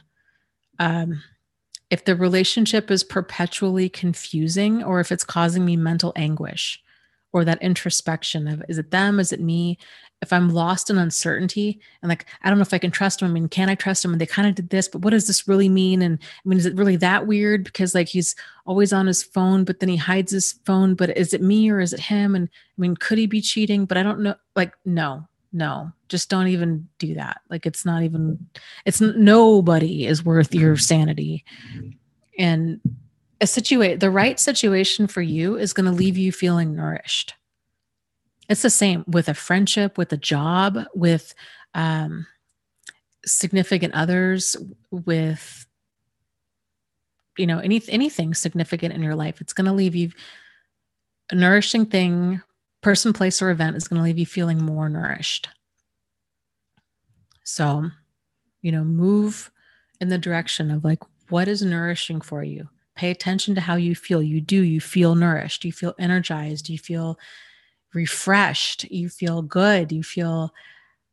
I think refreshed is probably maybe one of the more accurate words. Like, you just feel good. You go out with a friend. It doesn't even have to be like a major thing. Like, you go out with a person that just really nourishes you. It could be out for coffee or out for lunch, and you leave and you have energy and you're just got a little pep in your step and you're like, man, that was really enjoyable. Like that, I've got a friend of mine. I always have to laugh because it's weird how we live in the same town and like we see totally different things. She's always finding all these kinds of like events and things to do. And I'm like, how do we live in the same area? And like, it's just bizarre, but I just enjoy her company. And so if we go out for a drink or what have you, I can tell, I'm like, oh man, I needed that. Like, I did not realize how tightly wound I was. And that was just great to go out and have, a beer or whatever, and just a good conversation. That was just very much needed. So paying attention to your energy and how it is with people around you is huge, huge.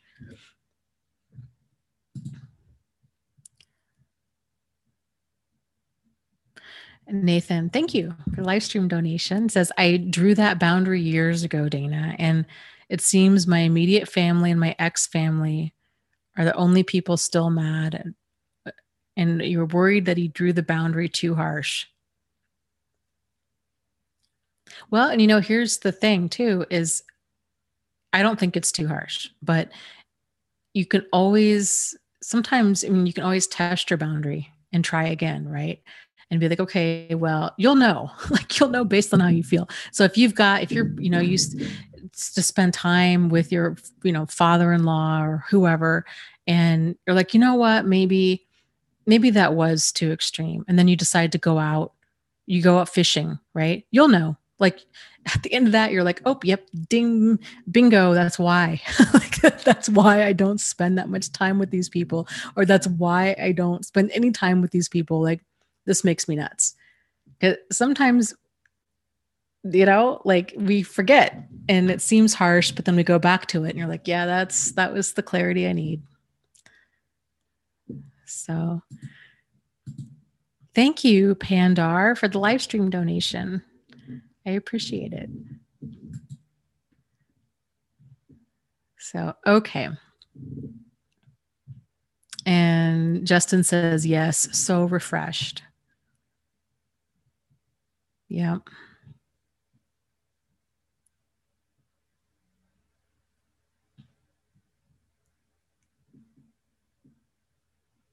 Oh, that's very insightful. Valenta says, for me, disdain could not be considered as abuse. Now I understand how it eroded my identity. Absolutely. I was the same way. I really felt like it needed to be extreme and that I was being too harsh if I was cutting people out for treating me with like disdain, contempt, hostility. Like Or I felt like I felt like I had trust or commitment issues if I was breaking up with somebody because I felt perpetual confusion or mental anguish. And, it took me a handful of those situations to realize, you know what, I'm like batting 10 out of 10 here, like batting 100, like every single time I feel this way, it's the situation that's problematic and I should have left a long time ago. So it's, if something's not right for you, it'll feel not right for you. And, life's too short and there's too many people on this planet to be dragged down by any of them. We all got to find our people and know yourself well enough to know what nourishes you. Cause that's really going to vary from person to person too.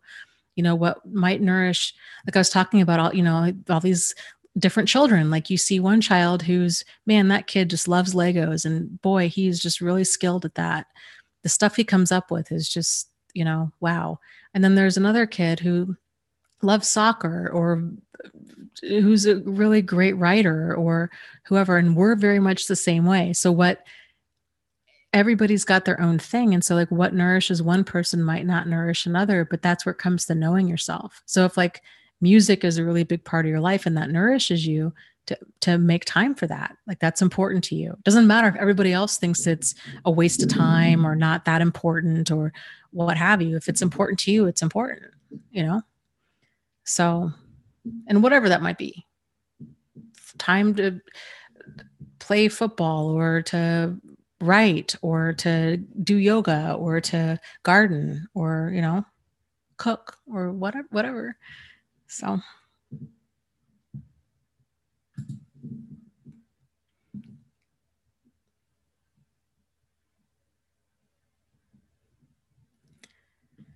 Okay.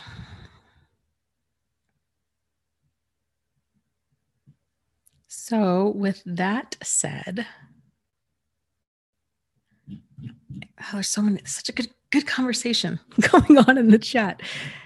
Okay, we'll do kind of our guided imagery thing and then we'll call it a night and then I will see you guys next week.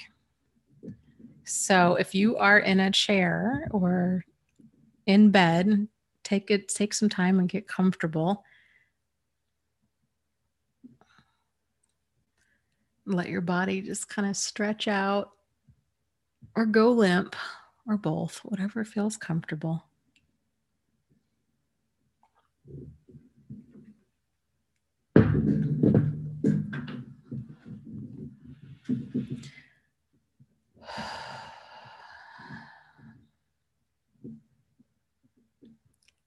Let's just take some time to be fully present in this moment.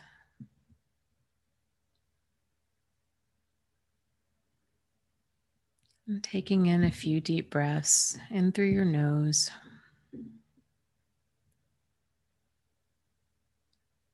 And out through your mouth.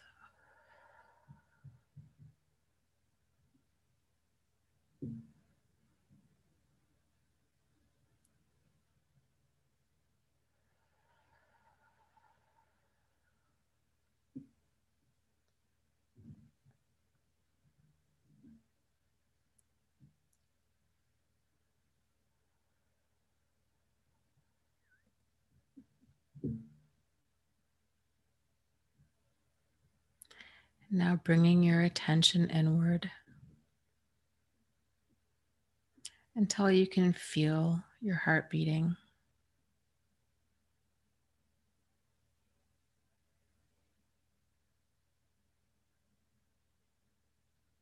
Getting centered in your body and being here in this moment.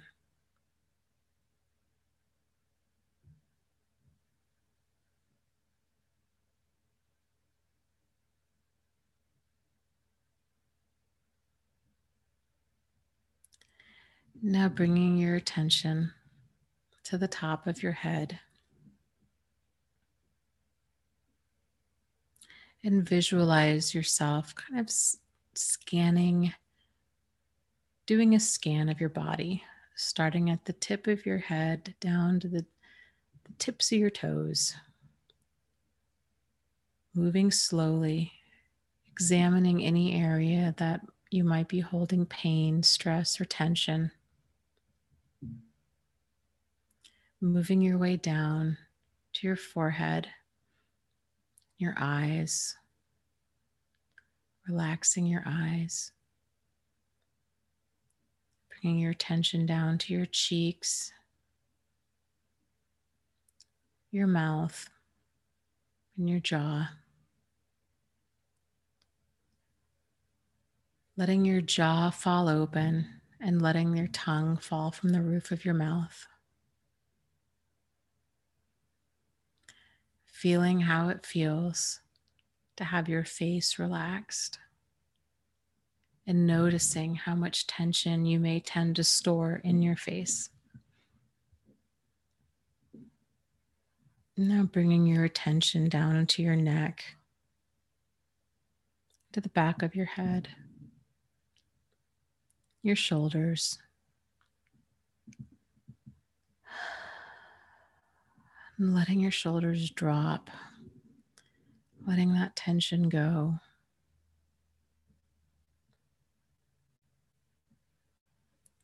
Bringing your attention down into your chest, letting your chest fall open, letting your shoulders roll back, relaxing your arms, letting them fall into whatever position is most comfortable. Relaxing your hands, relaxing your stomach and your hips and your lower back.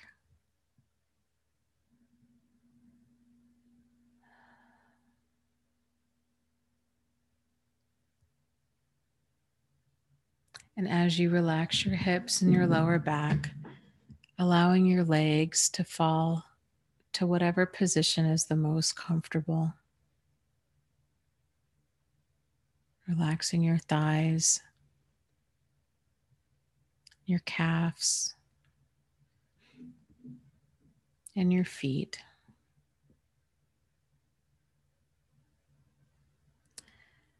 Let's do 7 breaths. This time, kind of noticing if you're still holding any tension in any specific area. And with each of these breaths, sending that breath to that area, loosening it up, and releasing that tension.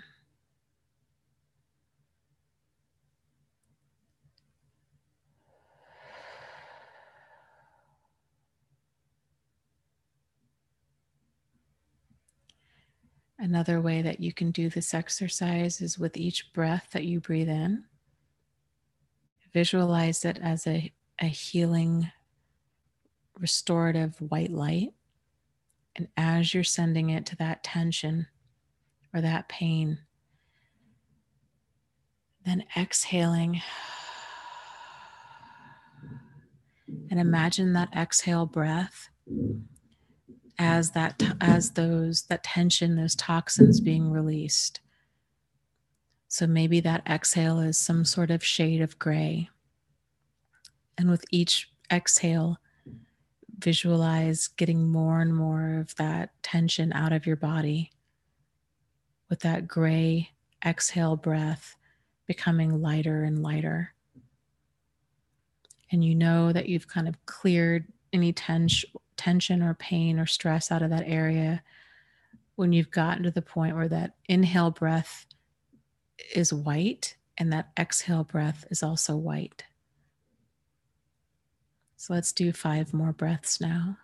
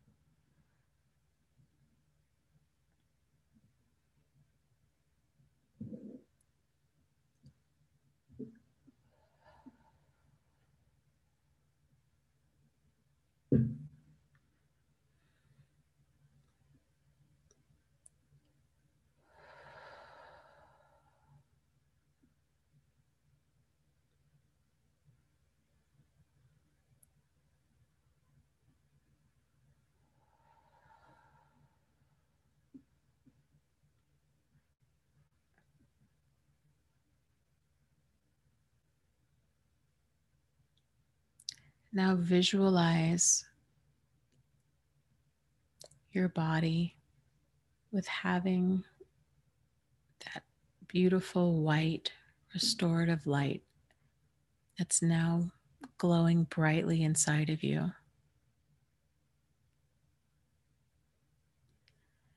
And allow it to fill up your chest, perhaps starting in the center of your chest, in your heart, sending that light out up into your arms, your neck, your head. And that light moves so effortlessly and freely down into your stomach, your legs, your feet, your toes. And as it passes every single cell in your body, it's healing it.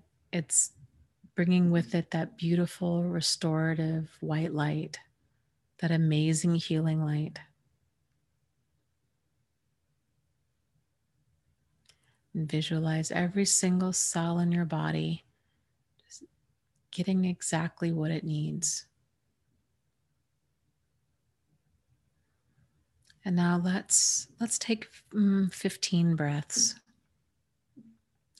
And during this time, I'd like for you to visualize all of that amazing white light energy, sending that back out into the world, perhaps to people in the group, people that you feel that could just use some of that good healing energy.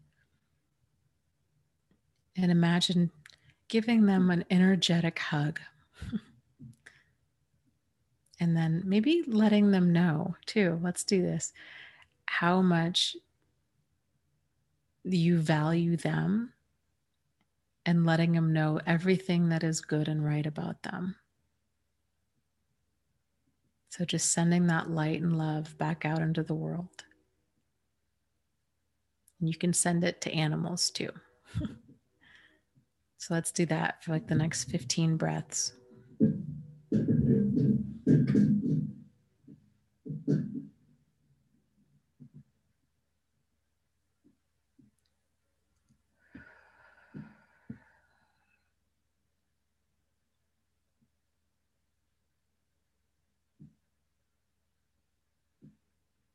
If you're having difficulty thinking of people, perhaps take this time to just send out gratitude for everything that is good and right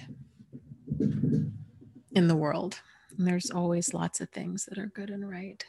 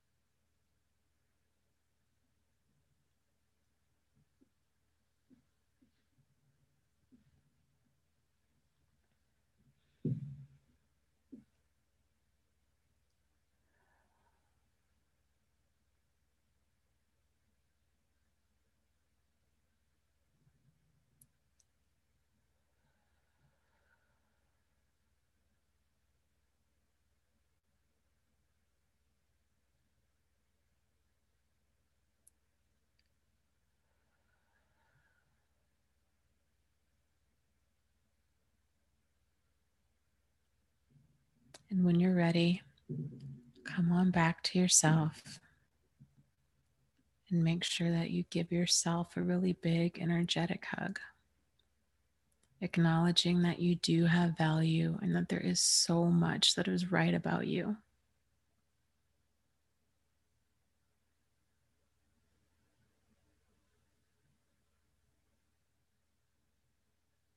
And when you're ready, go ahead and open your eyes.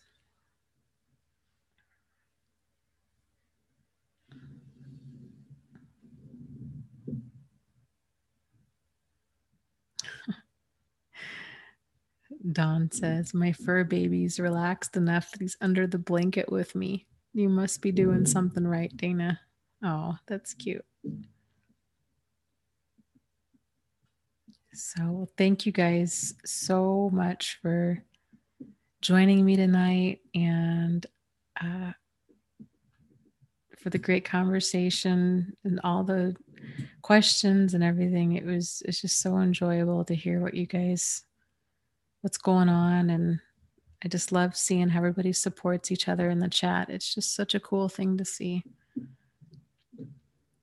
So yes, much love to you all for sure. And I will see you guys next Wednesday, 8:30 p.m. Eastern. Actually, yeah, well, I'll see you next Wednesday, 8:30 p.m. Eastern Standard Time. But then Angie Atkinson and I are doing a chat on Tuesday. This coming week, it'll be on her YouTube channel, which I think is Angie Atkinson.